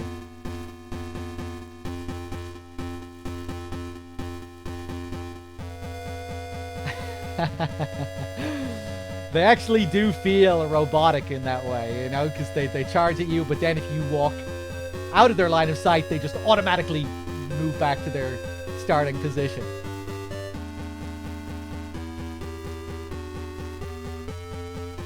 Oof. They don't trigger an alert or anything. Really weird enemy.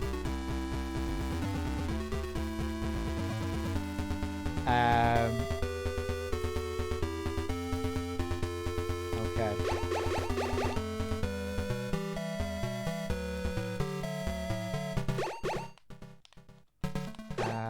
I think I have the right card.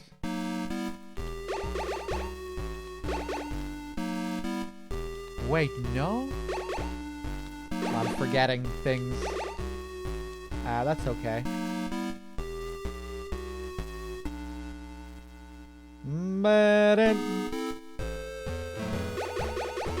Oof.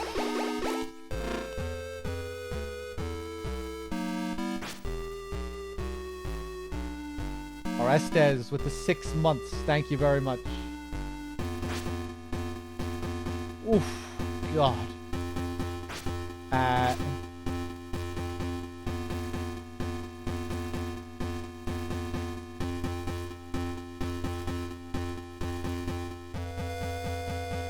When is it even possible for me to... No, it's not. Why am I... This is some real rust kicking in now. Yeah. We're just completely wasting our time coming here.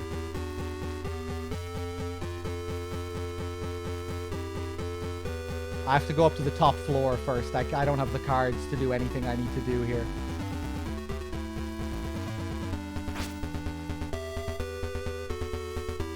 That's good practice for the area anyway.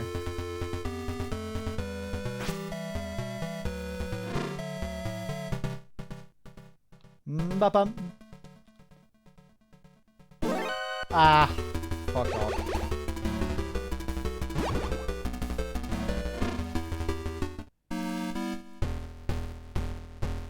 Yeah, straight to the top floor is where we need to be.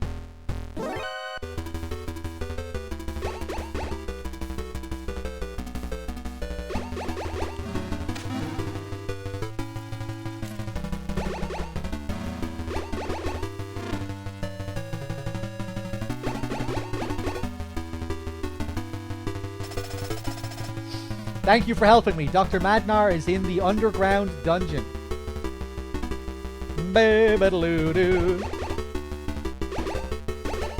This alert theme is a banger.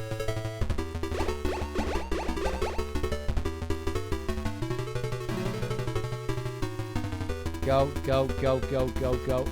Oof.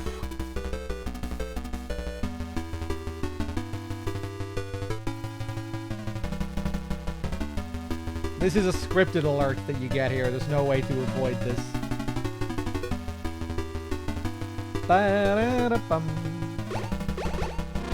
Card 4. Yes, of course. This is where we get card 5. Oh, that is some real rust. I can't remember the last time I made that mistake.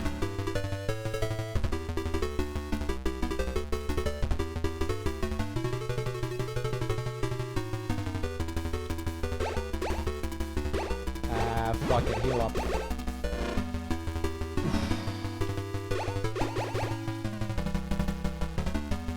The body armor really serves you well. It's worth getting spotted, yeah, just to mix up the music a bit. You get so used to Theme of Tara. And now we go straight down to the basement. Even though we have the option to go to all those other floors.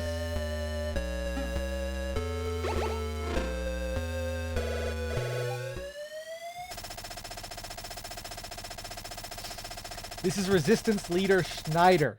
This is the start of the gas room. Over.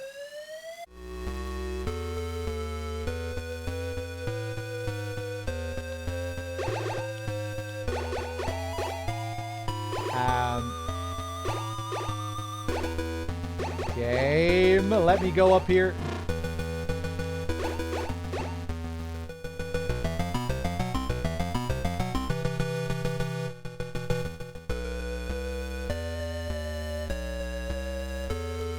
And here we get another grind room, really, another item room.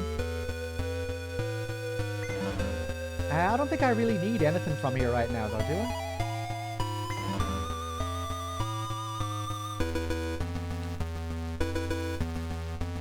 Ba-ba-bum, ba-ba-bum, ba-ba-bum.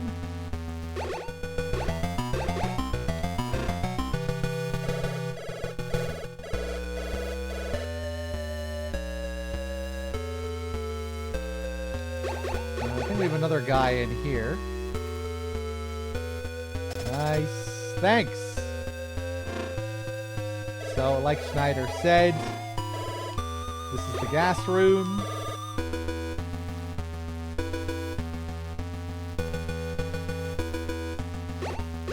And once again, we have to start blowing up walls with our C4. Nowhere else to go. Everything is a dead end, so there must be some wall or something.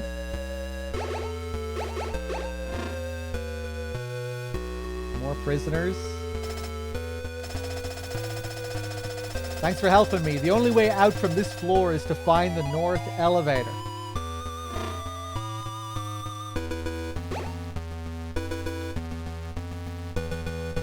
That's where we're supposed to go. So we're not going to go there yet.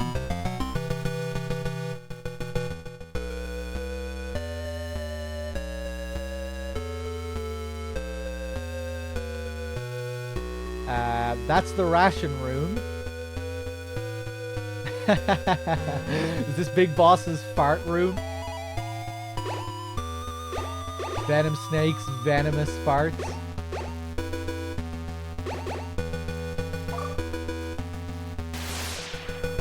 And that's just something we're preparing for later.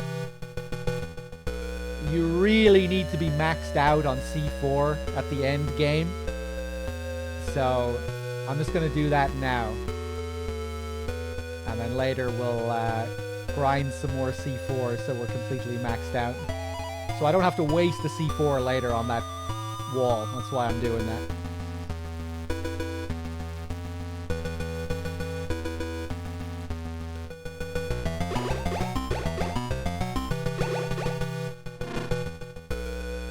Oh my god! Look who it is! It's Dr. Madnar. You fell into my trap. The real Dr. Madnar is on the second floor. Die, Foxhound. No. No, you can just fall into your own trap. That's okay. I'll just walk away now. He's been practicing that for months. Picked up card 6. Man, there's so many things I'm forgetting. Forgot that we found 2 cards here.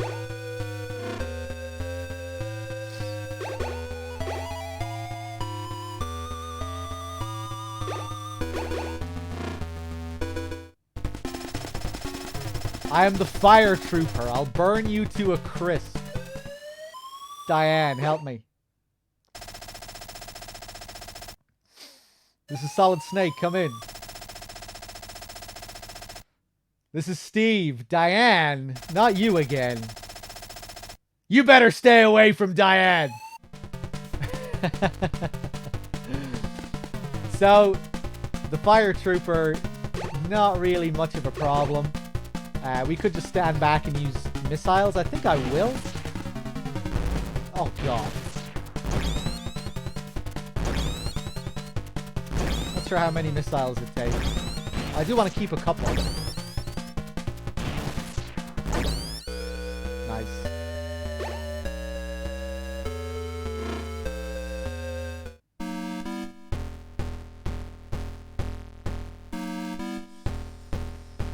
Yeah, very much like the Fury. So now we're back here again, and this time we should go to the blue room. Now we're actually supposed to be here.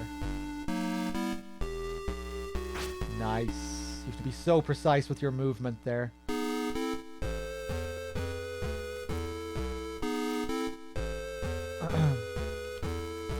Ba-dum.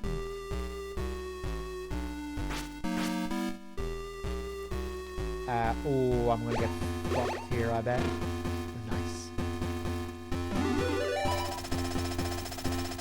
Thank you for saving me. You should be able to contact Jennifer from the Resistance on frequency 120.48.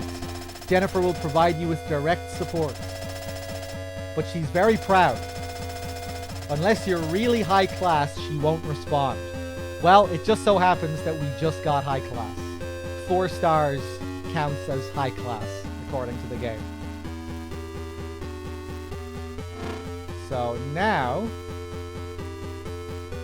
if we call Jennifer out here,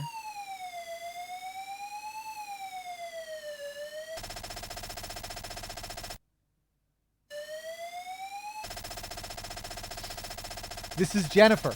I'll prepare the rocket launcher for you. Come and get it. So, where does she mean? Where is the rocket launcher? She doesn't say. Well, the rocket launcher is in that room right over there on the right. This is something that can really catch people out playing the game for the first time. Like, where you even call Jennifer to begin with, and then where the rocket launcher ends up.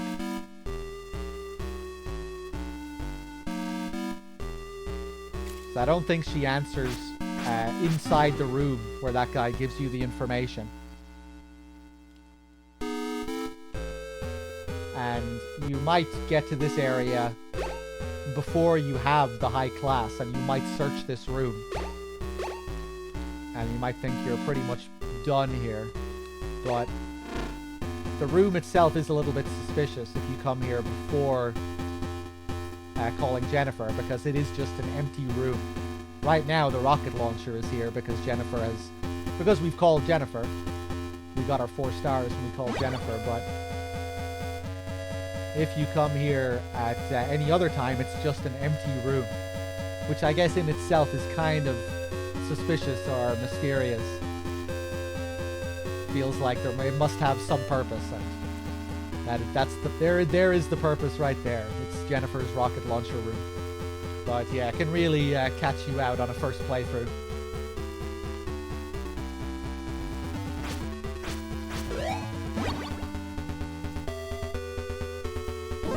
Oof. Yeah, you have to wonder, is the Jennifer in MGS2 supposed to be calling back to this Jennifer?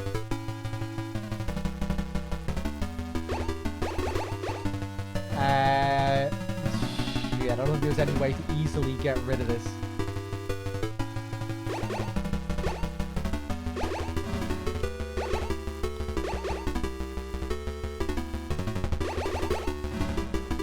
Ah, fuck. Go through the door, Snake! Yeah, if you trigger alert in this area, it's really nasty. You know, in some areas, you just go on to the next screen and the alert disappears, or there'll be some room nearby that'll cancel the alert. None of these areas cancel the alert. I think there's, if we take that door on the bottom right, we can get down to an area, maybe? But fuck it, let's just deal with the alert.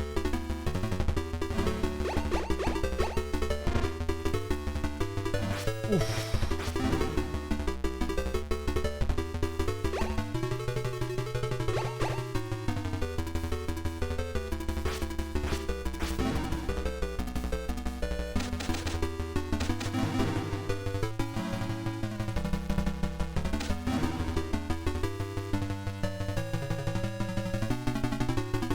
Way too many ads, dog. I'm sorry. I'm sorry.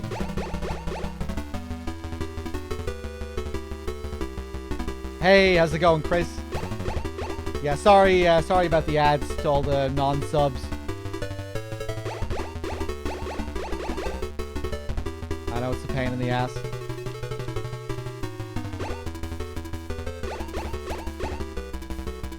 It's not completely on Twitch. It's down to me as well.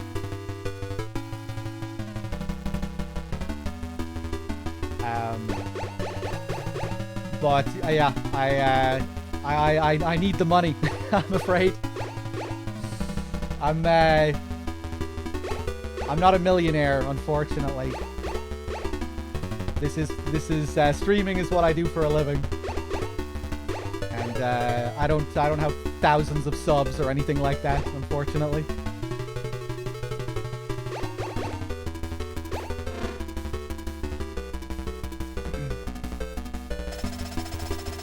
I'm Dr. Drago Petrovich Madnar. My daughter Ellen is a hostage. Unless you help Ellen, I won't tell you anything about Metal Gear.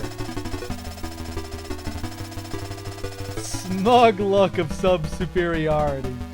Ellen is being held in the basement of Building 1. Please help her.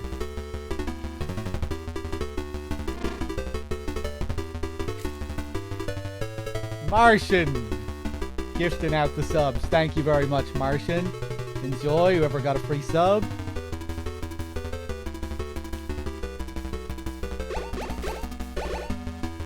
Enjoy your lack of ads. Zero, thank you very much for the 500 bits. Thank you very much, Martian. You're unbelievably generous. As you can see up there, Martian has gifted 699 subs in total.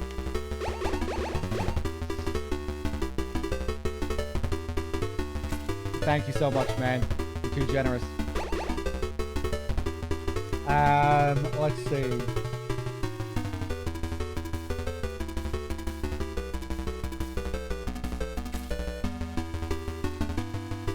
Togon with the 10 pack as well. Thank you.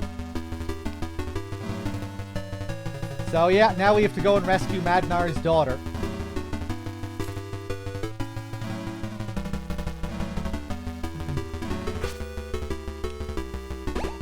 Bam-ba-doo-doo.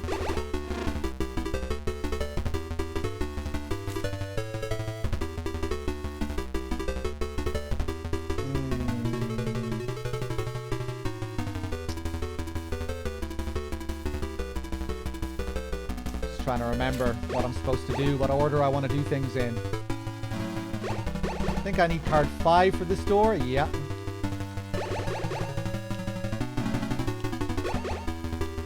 Now through this way. The alert is just never ending in this place. Jesus Christ.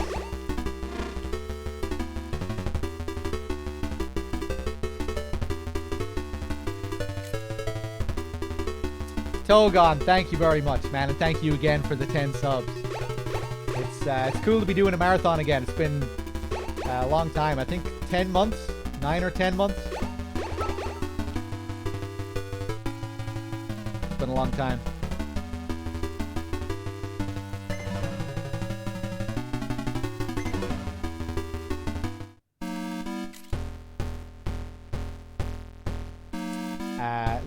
Now we want to stop off here to get a light, I think. Oh yeah, such a weird encounter here, these guys.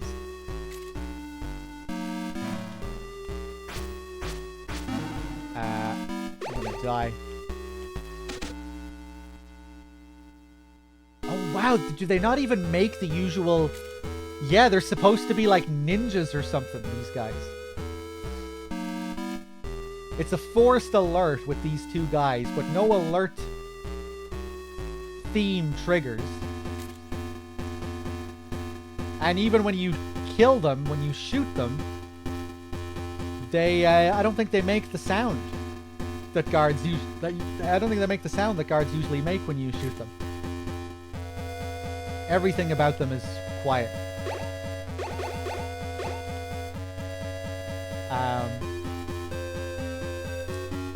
Novocaine with the Prime sub. Thank you. Mountain Dew. Good to see you. Thank you for the 26 months. How's it going? Good to see some of these old names that I haven't seen in a while. How's it going, man? do.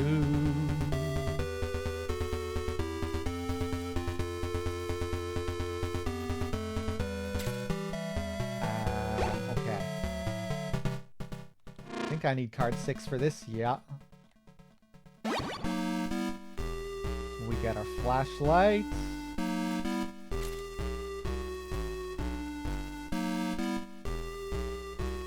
Power Surge with the 3 months. Thank you very much. Oh yeah, now they spawn on the opposite side of the room.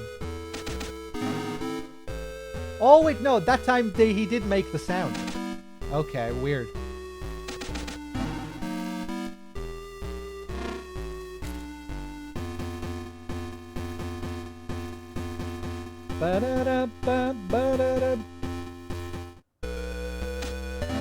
Go, go, go, go, go.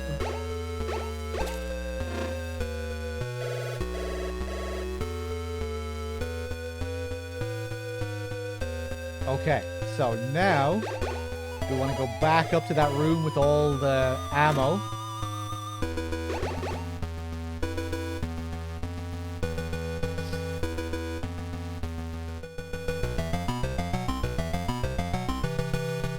Oof. This is like our final grind spot for the game. We're getting pretty close to the end now. Last couple of sections. Ah! Oh my god!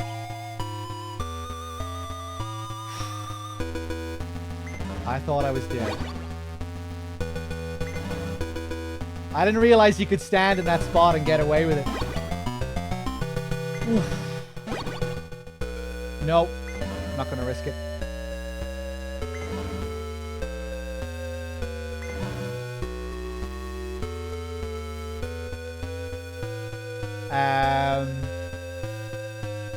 Just trying to think.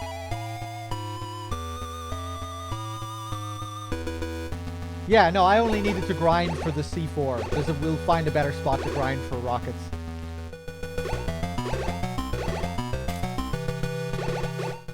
One of the important things about this game, ammo is a really big deal. You really need to make sure you have the right amounts of ammo for all the various bosses. Kurt with the 35 months, thank you.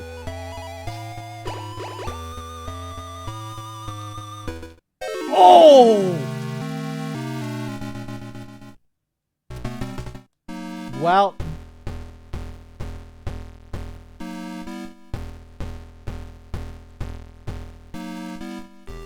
That's okay.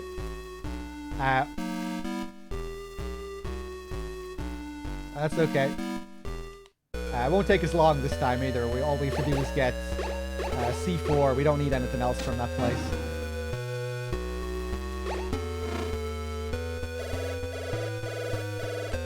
Let's actually take a ration this time.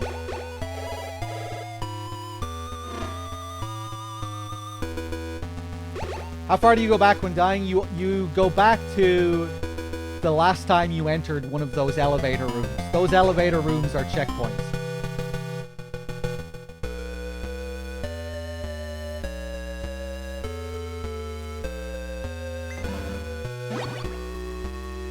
And that's how that works.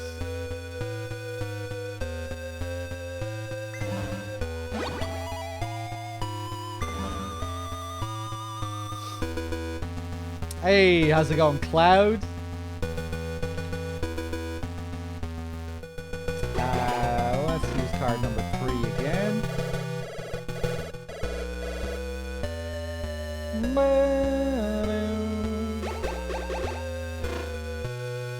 And now we head for that room that I blew up earlier.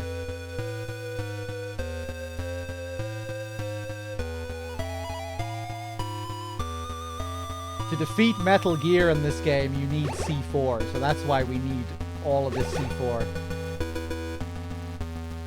We'll be using every last bit of that C4. And if you misplace one of them, you have to do the whole fight again.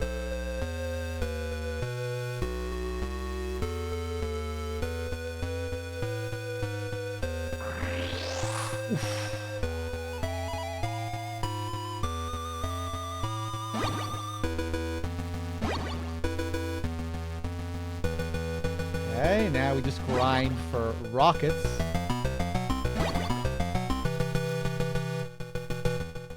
We need rockets for the Bloody Brads, the Arnolds, and for the final boss.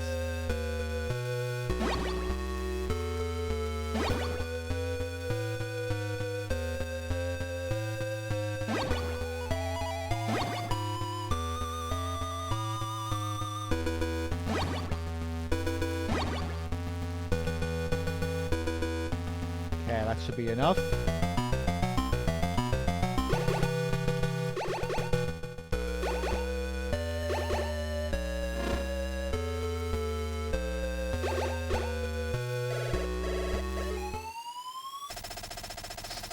Hi, this is Diane. Are you okay?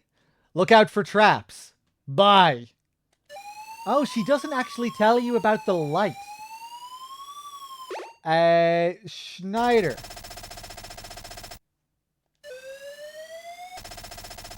This is Resistance Leader Schneider.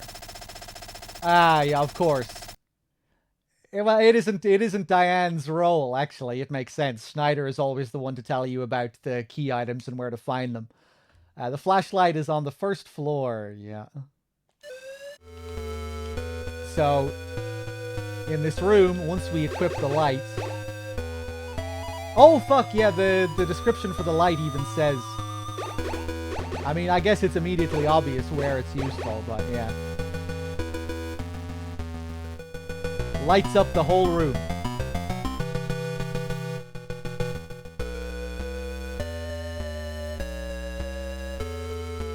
And... Oof! We have to be careful here.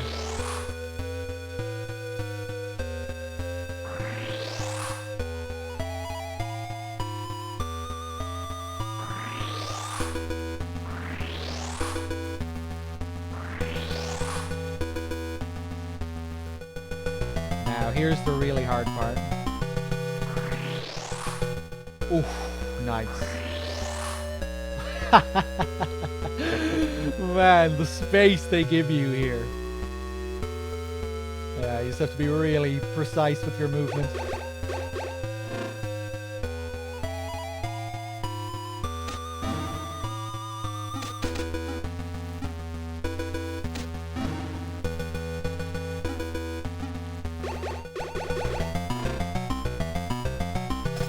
Help!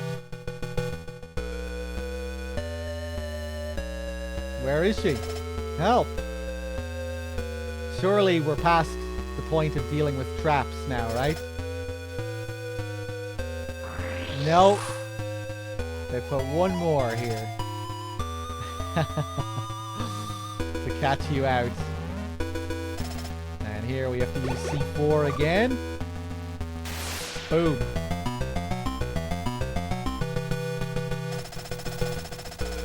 Thank you. My name is Ellen Madnar. I'm Dr. Madnar's daughter. They're forcing my father to create Metal Gear. Please, hurry and help my father. And yeah, there's Ellen. That's all we get from her. Now we go back to Madnar. And this time he will actually tell us how to destroy Metal Gear.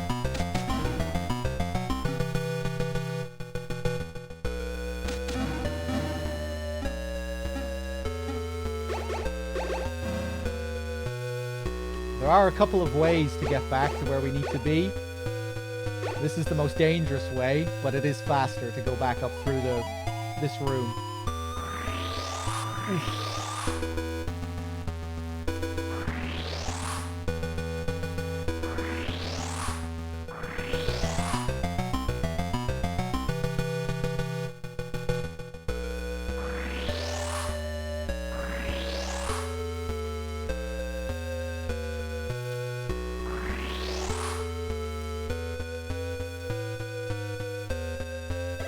Nice. Okay. Maybe I'm not as rusty as I thought I was.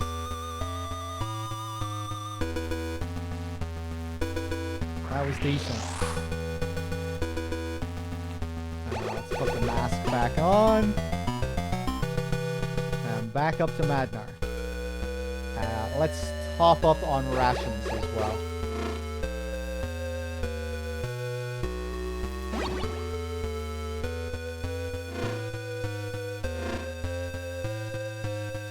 now that we have 4 stars, we can carry 12 rations in total.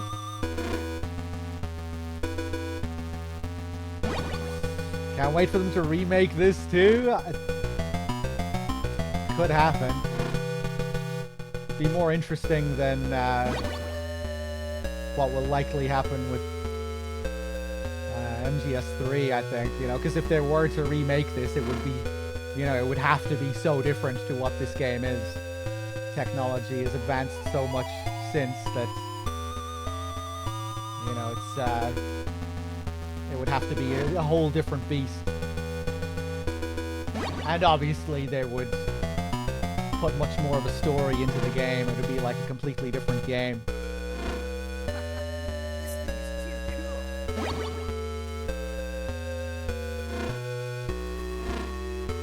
With the MGS3 remake, you know, you'd imagine a lot of it will be very much the same, but remaking this, it would be basically a whole new game. Yeah, it would be completely from scratch, completely rebuilt. It would take a lot more work, you know. With the MGS3 remake, they have so much of the work already done for them, but if they were to remake this, it would be a whole other can of worms.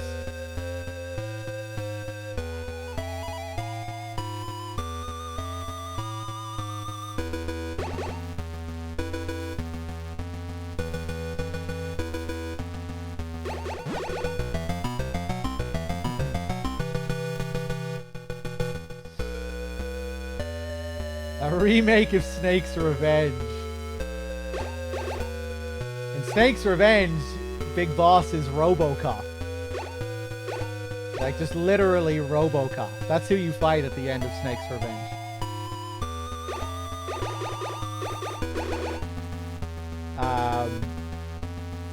What am I doing?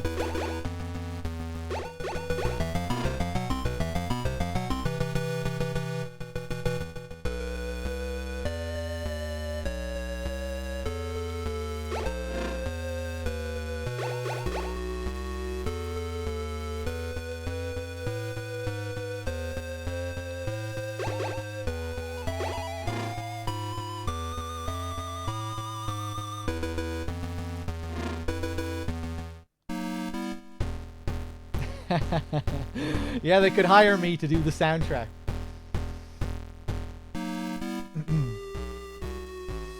Let me think for a second here. What am I doing? Back up to the blue room. Back up to Madnar. Yeah. Oh, fuck off. This place is the worst.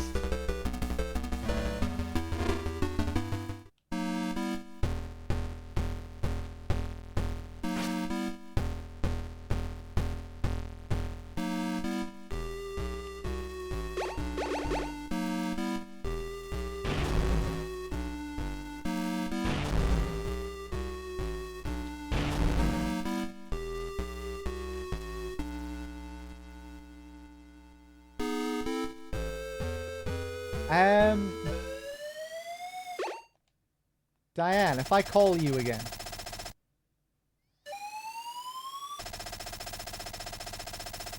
Bloody Brad, who's protecting the door, is indestructible. Jennifer.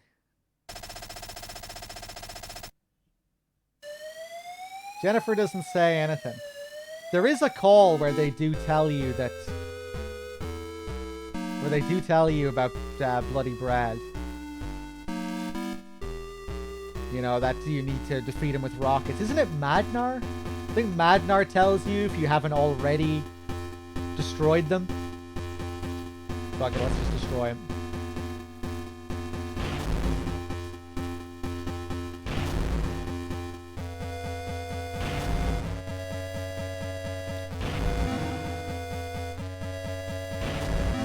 Nice.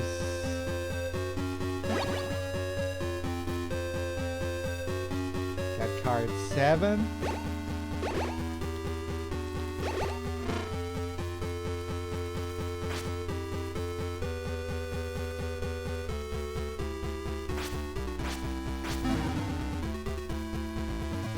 I was saying on Twitter yesterday, or I was just expressing my curiosity with regards to Rykov in the MGS3 remake. It'll be really interesting to see what they do with him, you know? Because the character isn't really supposed to be taken seriously as someone who actually exists within the canon, you know? He's just a joke character. You know, you're not supposed to be like, oh, is this guy a relative of Raiden? Is this Raiden's grandfather? You know, he's like...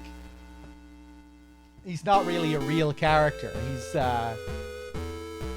He's just there to tie into the MGS2 backlash.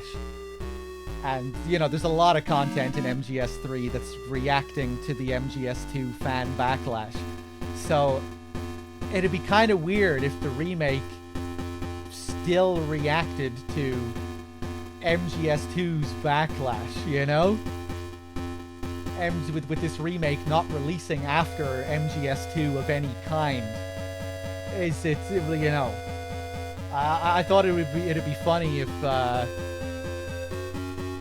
like, all of a sudden Zero just loves Rykov now, and Sokolov, everyone in the game loves him instead of hates him. You know, to symbolize the reversal of MGS2's popularity. You know, because MGS2 is really well regarded these days, and it would be funny if they had Rykov reflect that change in the remake, you know, where people love him now instead of hate him. You could have, you know, Zero could go on one of his rants, one of his classic rants,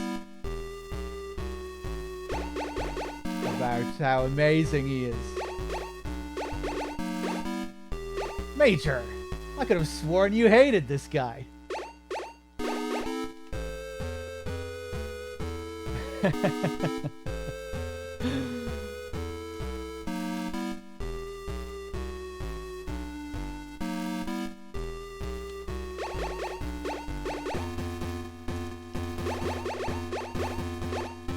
Hey, what am I doing?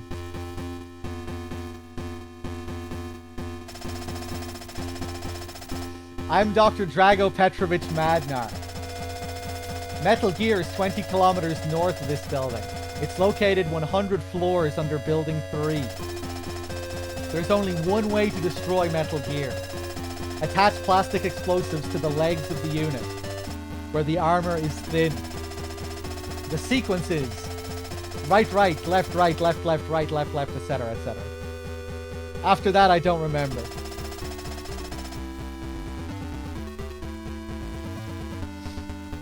They changed his model to the... Yeah. Vlad was saying that on Discord as well. They should change the model to the Revengeance model, but still wearing the officer's outfit. Yeah, like that could tie into the meta. That would be fitting if it was Rising Raiden, you know? The Raiden that... The Raiden that everyone loves. You have to attach 16 sets. The card that gets you out of Building 2 is with Bloody Brad. Oh yeah, he just tells you straight up in this dialogue.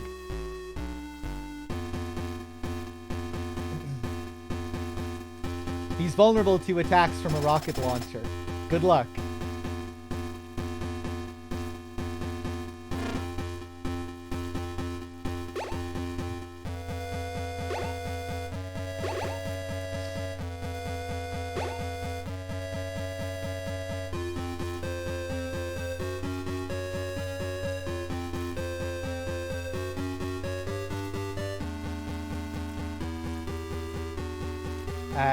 Go.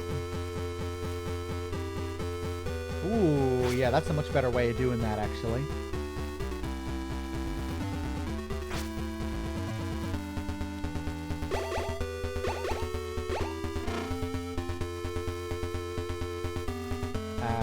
Now we want to go up this way.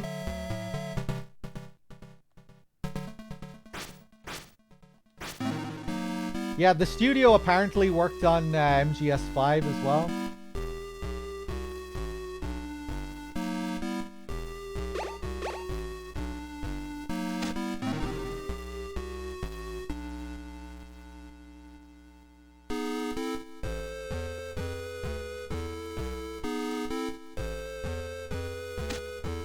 Oof.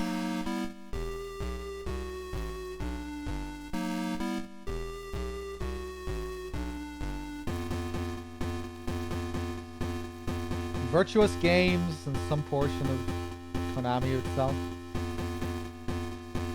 Only dog doing this marathon? No, no, no, no, no. Myself and DRK will be, you know, it's a non-stop 5 days. There are no breaks.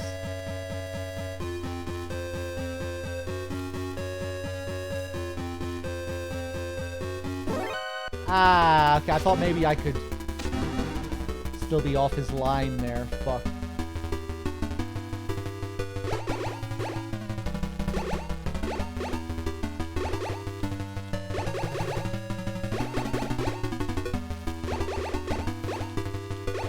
Oh, game! Thank you, Jesus. And of course, yeah. Oh, God, and they're gonna put me all the way back here. That's okay, we don't actually need to go up to Madnar again.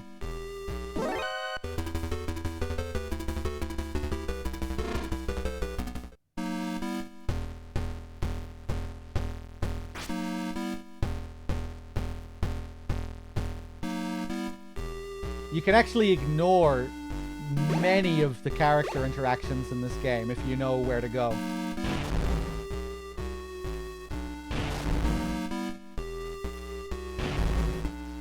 You don't need to speak to Madnar at all to finish the game. I don't think you need to speak to Grey Fox either. Which is kind of funny. Just leave him there in the cell. Leave him tied up in the cell.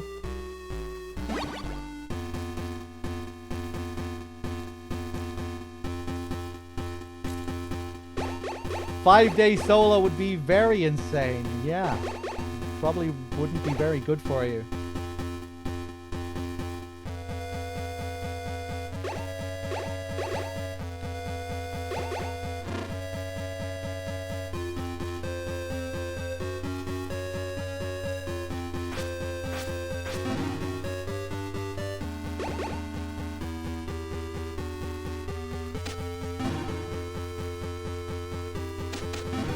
There we go.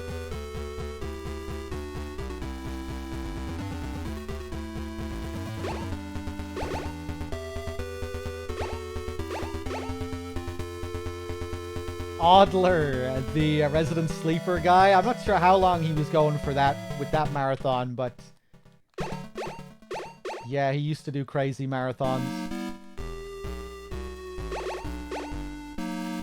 Don't think he ever approached 5 days, though.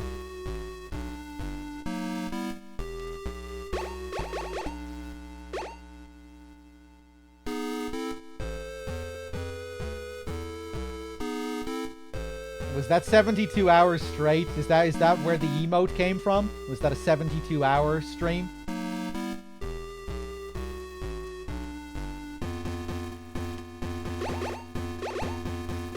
I think the longest I went for is like 40-something hours. DRK, I think, got to 60 hours once.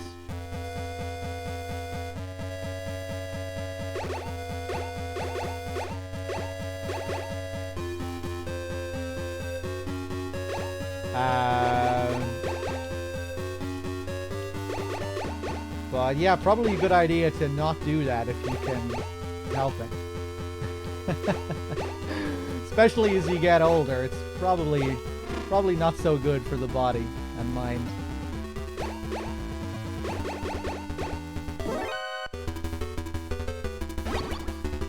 Scripted alert here.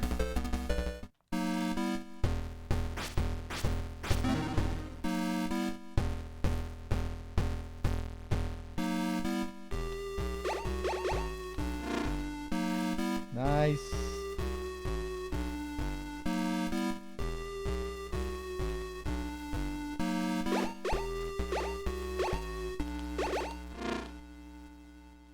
Ba-dum.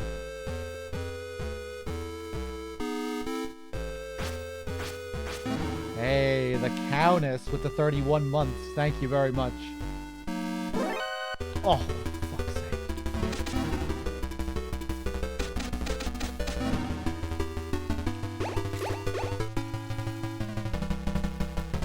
Hey, Winter Mute with the 12 in a row.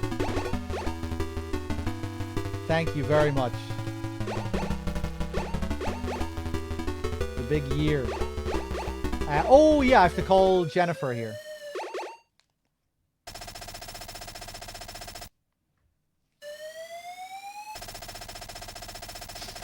This is Jennifer. I'll open the door. Over. Do it. Quick.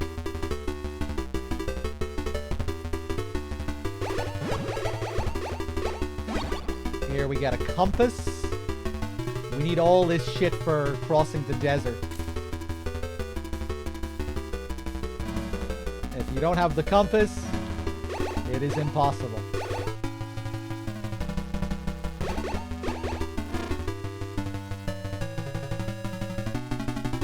Hobbs with the 2 months as well. Thank you very much.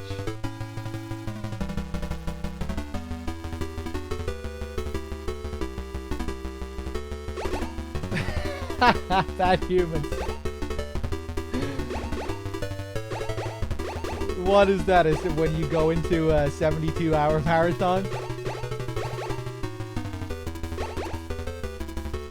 I'd go in looking like Bale from The Machinist and I'd come out of it dead.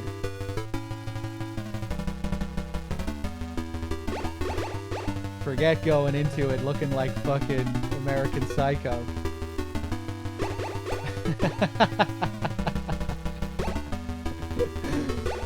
No, I'm not that skeletal.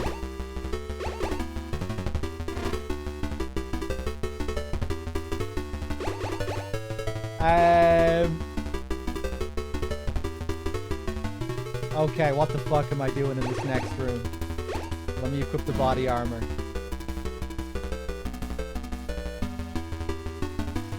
No, I'm actually not all that skinny. I used to be a good bit skinnier. Although, I don't know. I guess I am still kind of skinny. I feel like I've widened out a wee bit in the last couple of years.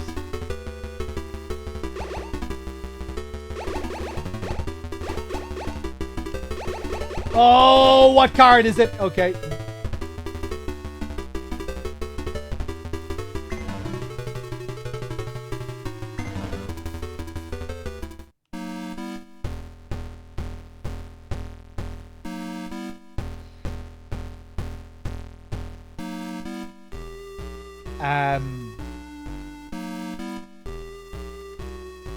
Okay, yeah, I don't want to be down in the basement.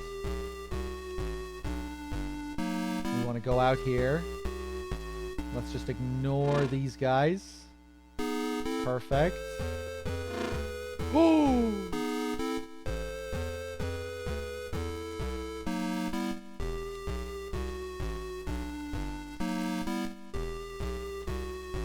Okay.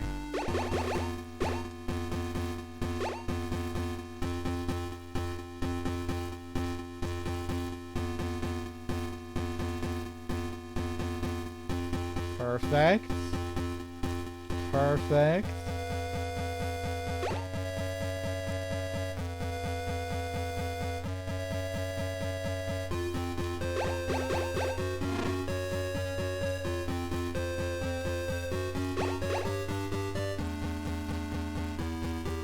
Okay. So now we have to watch out for these scorpions sliding all over the fucking place. If they touch us, we need to use the antidote. This thing here cures poison. Those things poison us. If they get you, your health just constantly depletes. Classic poison effect.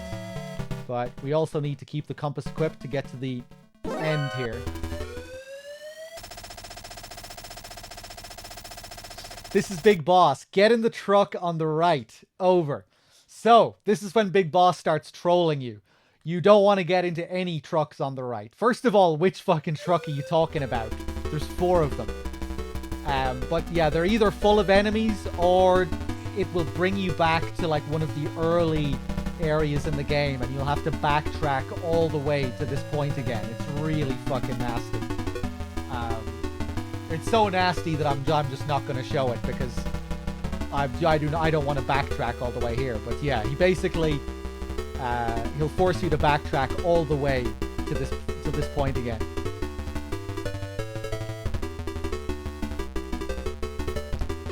And he really brings you far back. I think one of the trucks might bring you all the way back to the first building. It's pretty nasty. And then once we go in here, he calls you immediately again. Kind of feels Colonel AI-esque almost here. This is Big Boss. Enter the door on your left. Over.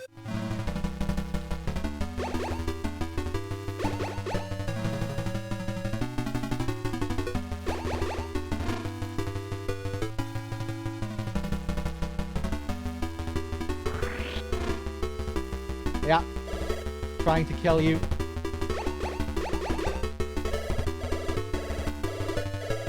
What's going on, Big Boss? I thought I could trust you. I thought we were friends. Oof.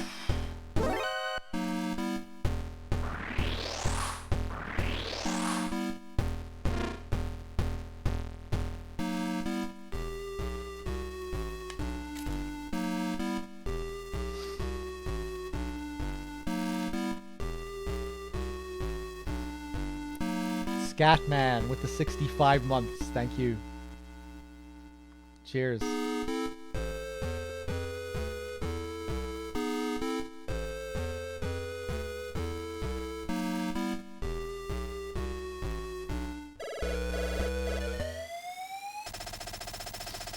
This is Jennifer. There should be an oxygen cylinder on the other side of the wall. Over. So, when you see these things, you probably think they're just more security cameras like before, but they're actually different. They have lasers. Walking under them doesn't trigger an alert, and it also doesn't damage me. But if you stay underneath it, it will damage you. The laser triggers when you run past, but it doesn't catch you. You have to stay underneath it in order for it to damage you. And this is kind of just preparing you for the Metal Gear fight. Because you have to deal with these things constantly during the Metal Gear fight.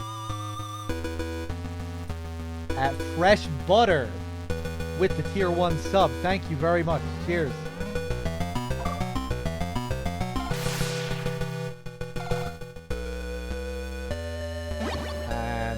Get our oxygen cylinder.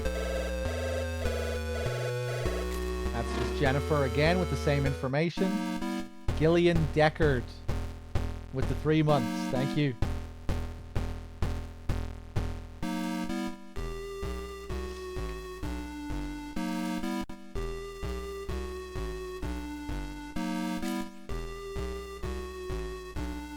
Ba-dum.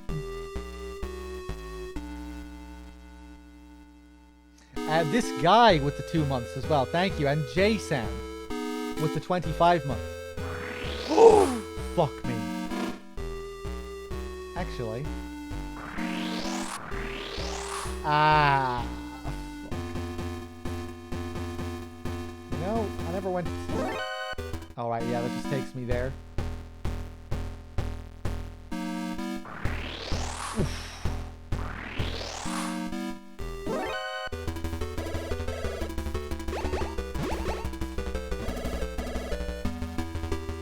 Getting very close to the end of the game now, by the way. If it wasn't already apparent.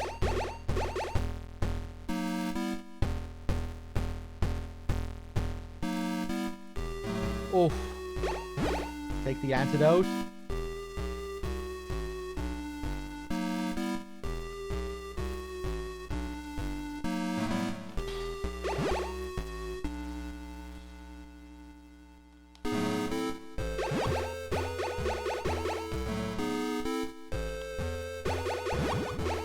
Now that we have the oxygen cylinder, we can swim all the way up here without taking damage. Usually when you go underwater like this, you take damage, but now that we have the oxygen cylinder, we can just go straight up.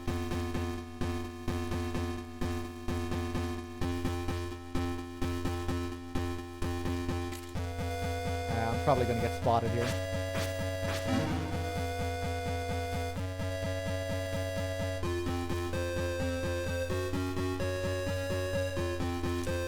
CMOS Designer, thank you very much.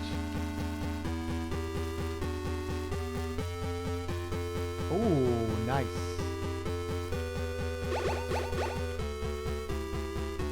So here we get an electrified floor. Blow it up.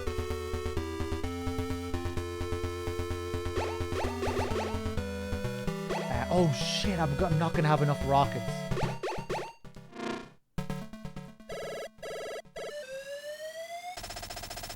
This is Resistance Leader Schneider. I know who the Outer Heaven boss is. No way. The Outer Heaven boss is... Oh, no! Oh, God! Oh, my God. What's going on? Solidus Ace with the 17. Thank you. Oh! Oh, wait, no. This ammo doesn't actually refill your rockets. Fuck. Oh, yeah. You can actually punch the thing. Nice. Yeah, this fucking thing respawns. Or maybe they just have a really efficient repairman that comes and fixes it every time when you're not looking.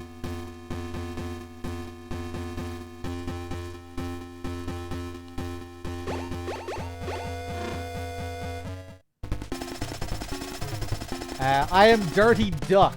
Go ahead and shoot if you dare. This is Jennifer. Dirty Duck has card 8. My brother is among the captives. Please don't kill him. If anything happens to my brother, I won't help you anymore. Okay, so yeah, we really need to be careful here or we lose our class.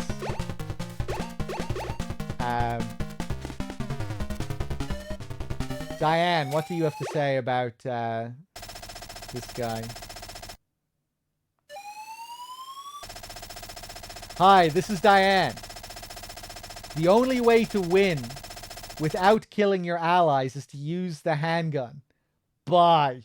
That is not true at all, Diane. I'm going to use a rocket launcher. You do need to be very precise, though. Nice! 2 well-placed rockets, and that's it.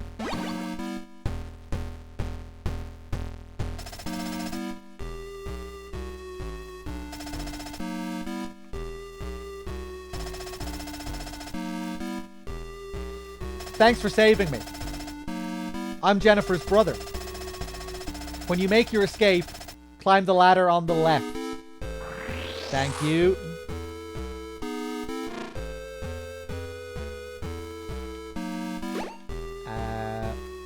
Right.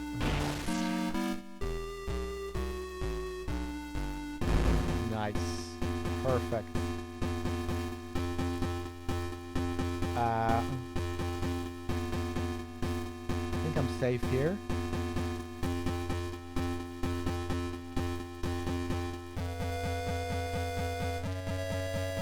Whoa! Oh, wow. Did that work? Nice. That was slick.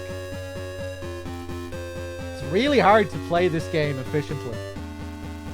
To get consistent at this game without kills, without alerts. This whole second half of the game, this building is really, really rough.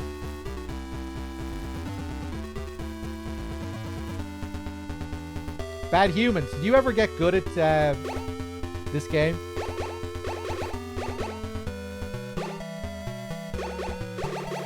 If you're still there, I'm kind of curious.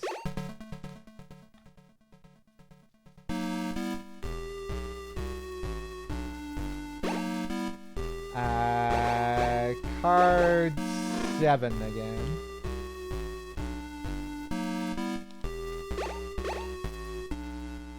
I haven't played this in a year, so I'm a bit sloppy. Although I'm doing better than I thought I would.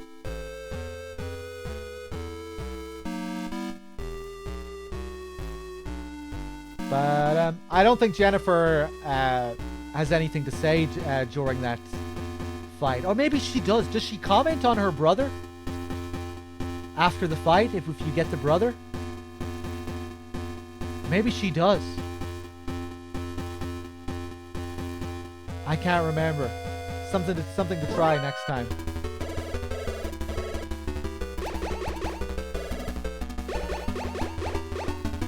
She has very few calls in the game, Jennifer. You know, she's just there usually to tell you about items, hidden items.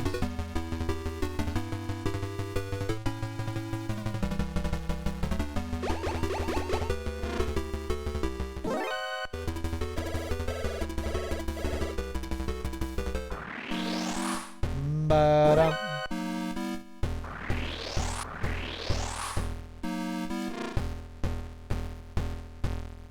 I hated this game until I learned to speedrun it. It's so much fun running past key NPCs and required items, like the gas mask and the O2 tank. Yeah, with the O2 tank, is there a way to get up to that section without using a shitload of rations, Bad Human?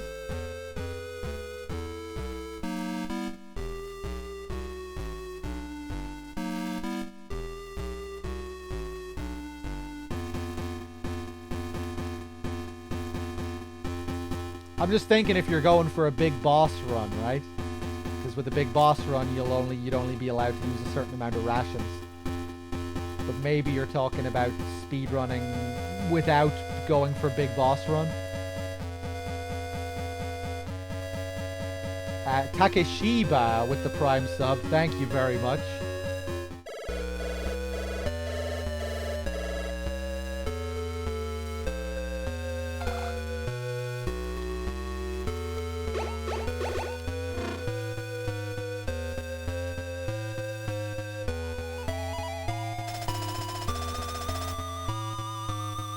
Thank you for helping me.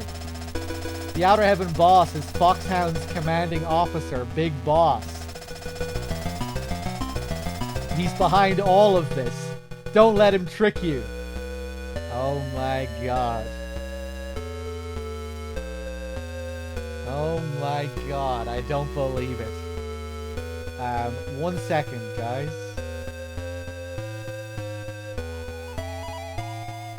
I just need to find my notes for the Metal Gear fight, the order in which you take down the legs. Madnar gives you most of the details.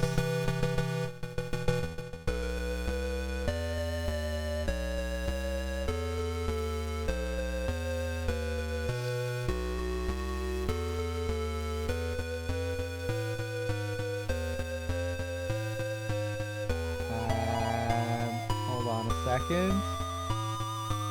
Okay, I'm good.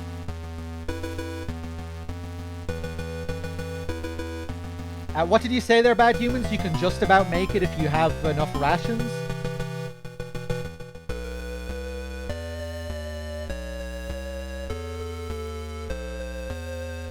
Evil Foamy with the Prime sub as well. Thank you very much.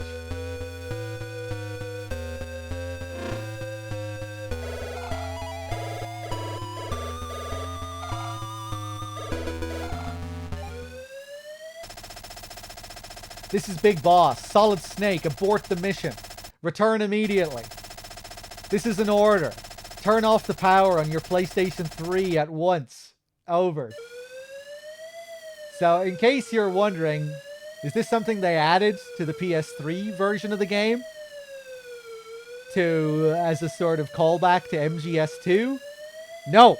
No, this was also in the original MSX version, where he told you to turn off the console.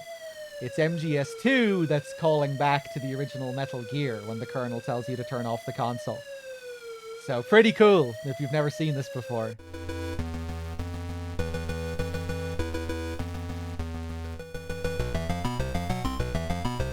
that moment in MGS2 actually has its roots in the very first Metal Gear.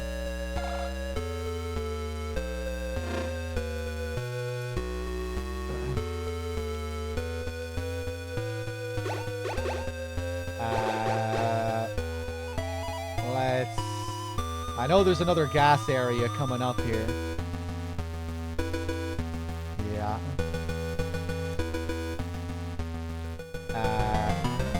Yeah.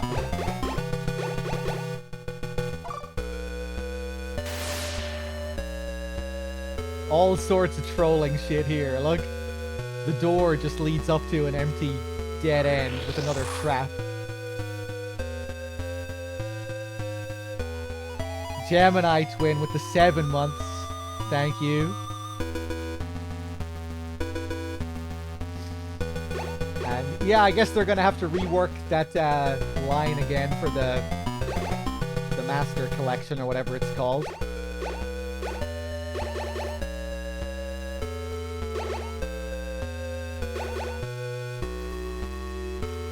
You know, it's interesting in promotional materials that they don't mention Metal Gear 1 and 2. Because when you buy MGS3 in that collection, you're getting 2 extra fucking games with it.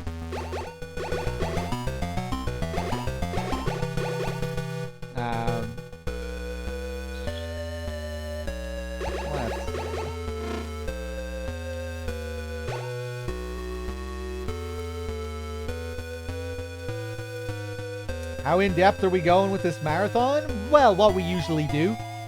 The whole Kojima saga. Doing lots of optionals and extras, especially with some of the later games like MGS2 and 3, you know, those will be big, like 20-hour playthroughs.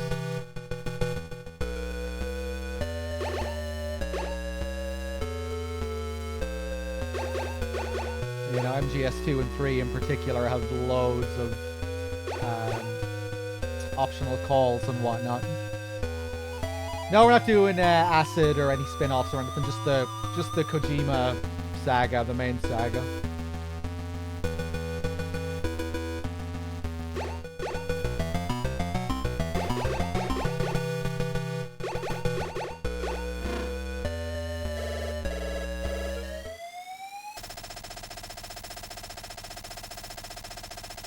This is Jennifer. You're just gonna have to make a run for it. As long as you have some rations left, you'll be okay.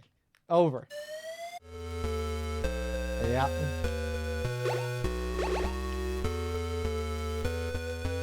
I remember seeing a video online before of there being a secret switch on the wall at the back of this room. But I think that was fake. I don't think that switch actually exists in any version of the game. I could be wrong, but I think that was just a fake video. Or like, you know, it was edited. It is actually a thing on one of the versions. Is it Bad Humans? Oh, so I couldn't remember. I thought I remembered learning that it was, you know, that it was an edited video that someone put up on YouTube or something. Oh, it is actually it's in the original MSX version. Oh, that's really cool. Weird that it's not in the other one.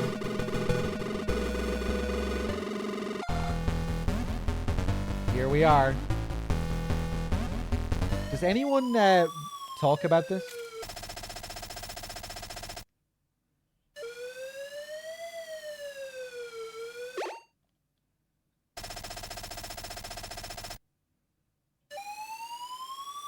Hey, Rick.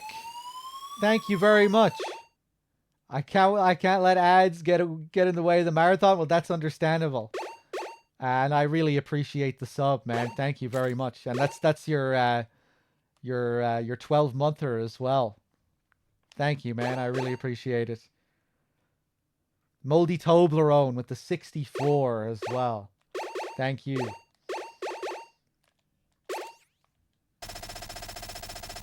Ghoulie with the 17 months. Thank you.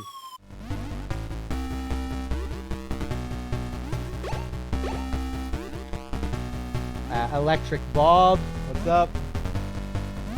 Okay, let's focus here. So right leg first.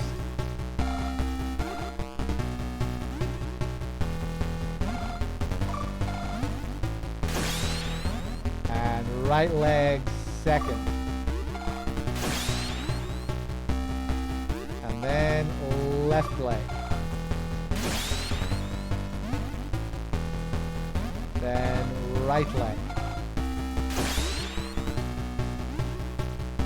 Then left leg twice.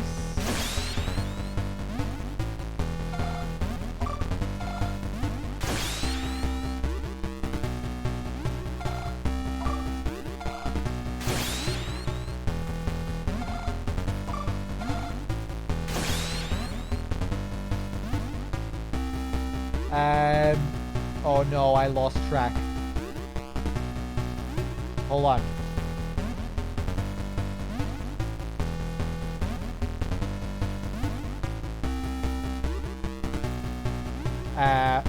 Left leg again.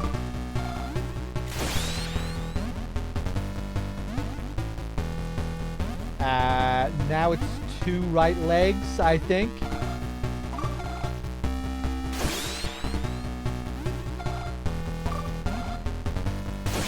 Nice.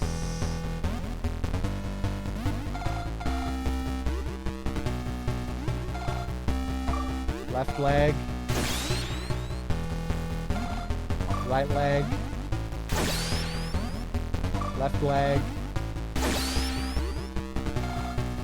Right leg. And one more right leg. Nice.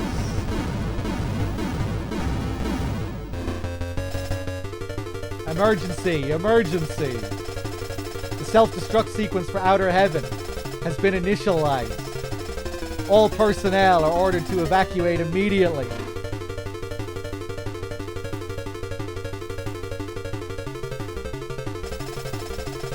Solid Snake, I've been expecting you. I am the Supreme Commander of the Foxhound unit and the leader of the Fortress of Outer Heaven, Big Boss. I gave this mission to you, a rookie, thinking I could use you to fool the rest of the world. But you were too good. You went too far. Solid Snake, I'm not going down alone. I'm taking you with me. Prepare to die! Oh my god, look at the speed! I'm no match.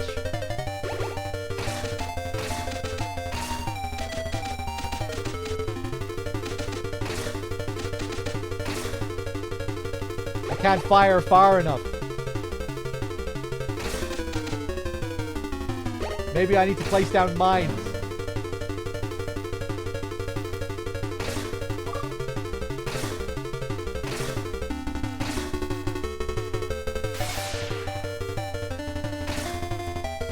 I wonder, do mines actually deal damage to him? Probably not. He does trigger them, but I don't think they deal damage.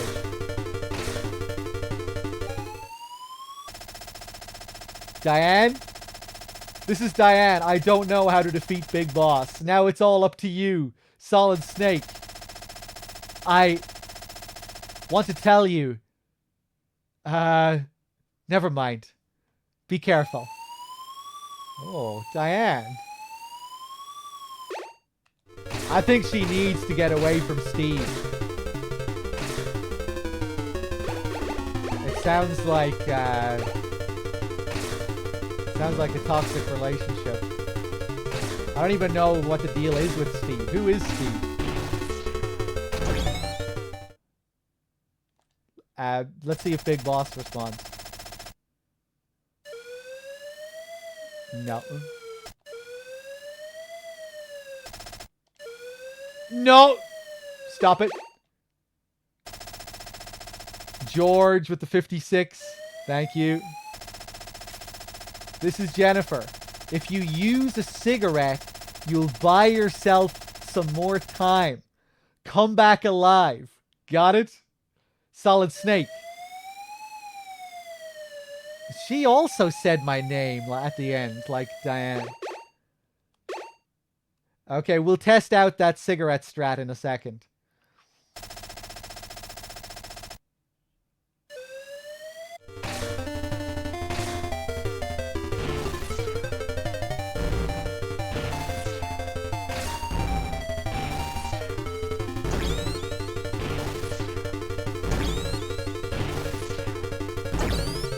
And there we go. So, yeah, look at the time. 18.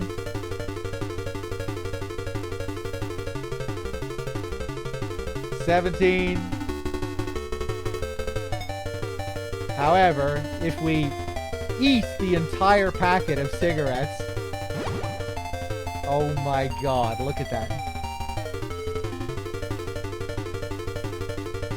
And now we take the ladder on the left, just like the guy said.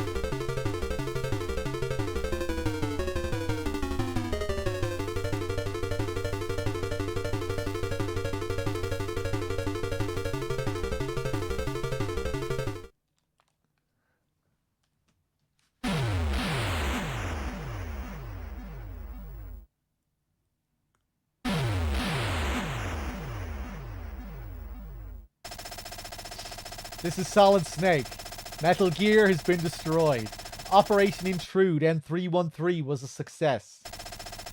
No big deal. Job done, that's all. No big deal. I'm coming back now. Over. This is Radio KNK. We have a special news flash. Today, before sunrise, a large earthquake was recorded in the vicinity of Galsburg, South Africa. Presenting the staff of Metal Gear.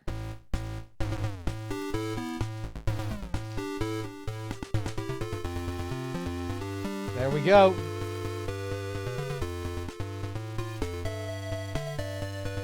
This credits theme is a banger. Ba-bum, ba-bum, bum. Ba-da.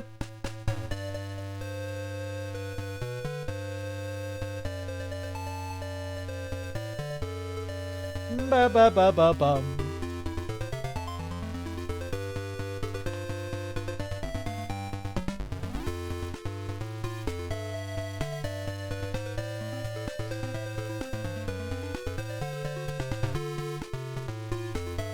Porting staff.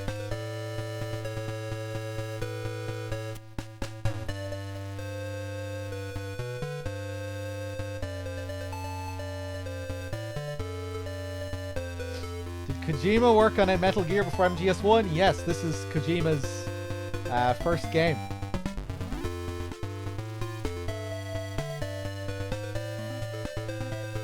And after this, he went on to make Snatcher, then Metal Gear 2, then Policenauts, then MGS1.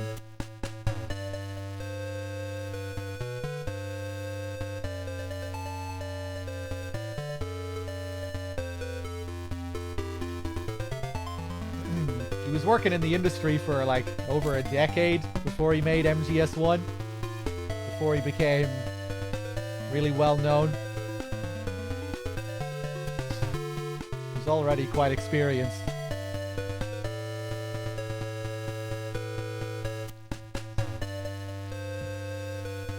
There we go, man. Can you hear me? Solid Snake. I'm not dead. Someday I'll get even with you. Someday we will meet again. There we go. Difficulty, original. There's only easy and normal in this game. You don't unlock hard modes or extreme modes or anything like that. Playtime, 2 hours and 38. 0 saves. Oh wow, I didn't actually save at all. Probably should have, just in case. 3 continues, not too bad. 23 alerts.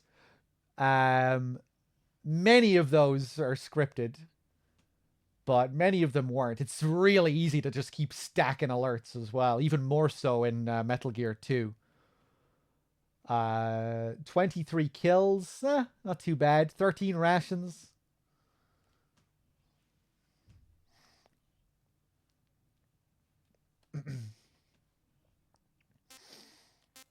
For some reason, even if you play on normal, once you save, the save data says it's an easy mode save file. I don't know why it does that. At least I think it'll do that here if I save. Let's see. Just a bug, I think.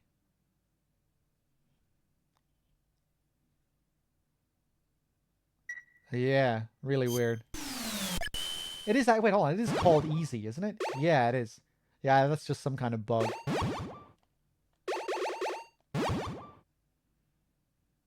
Okay. It's time to party.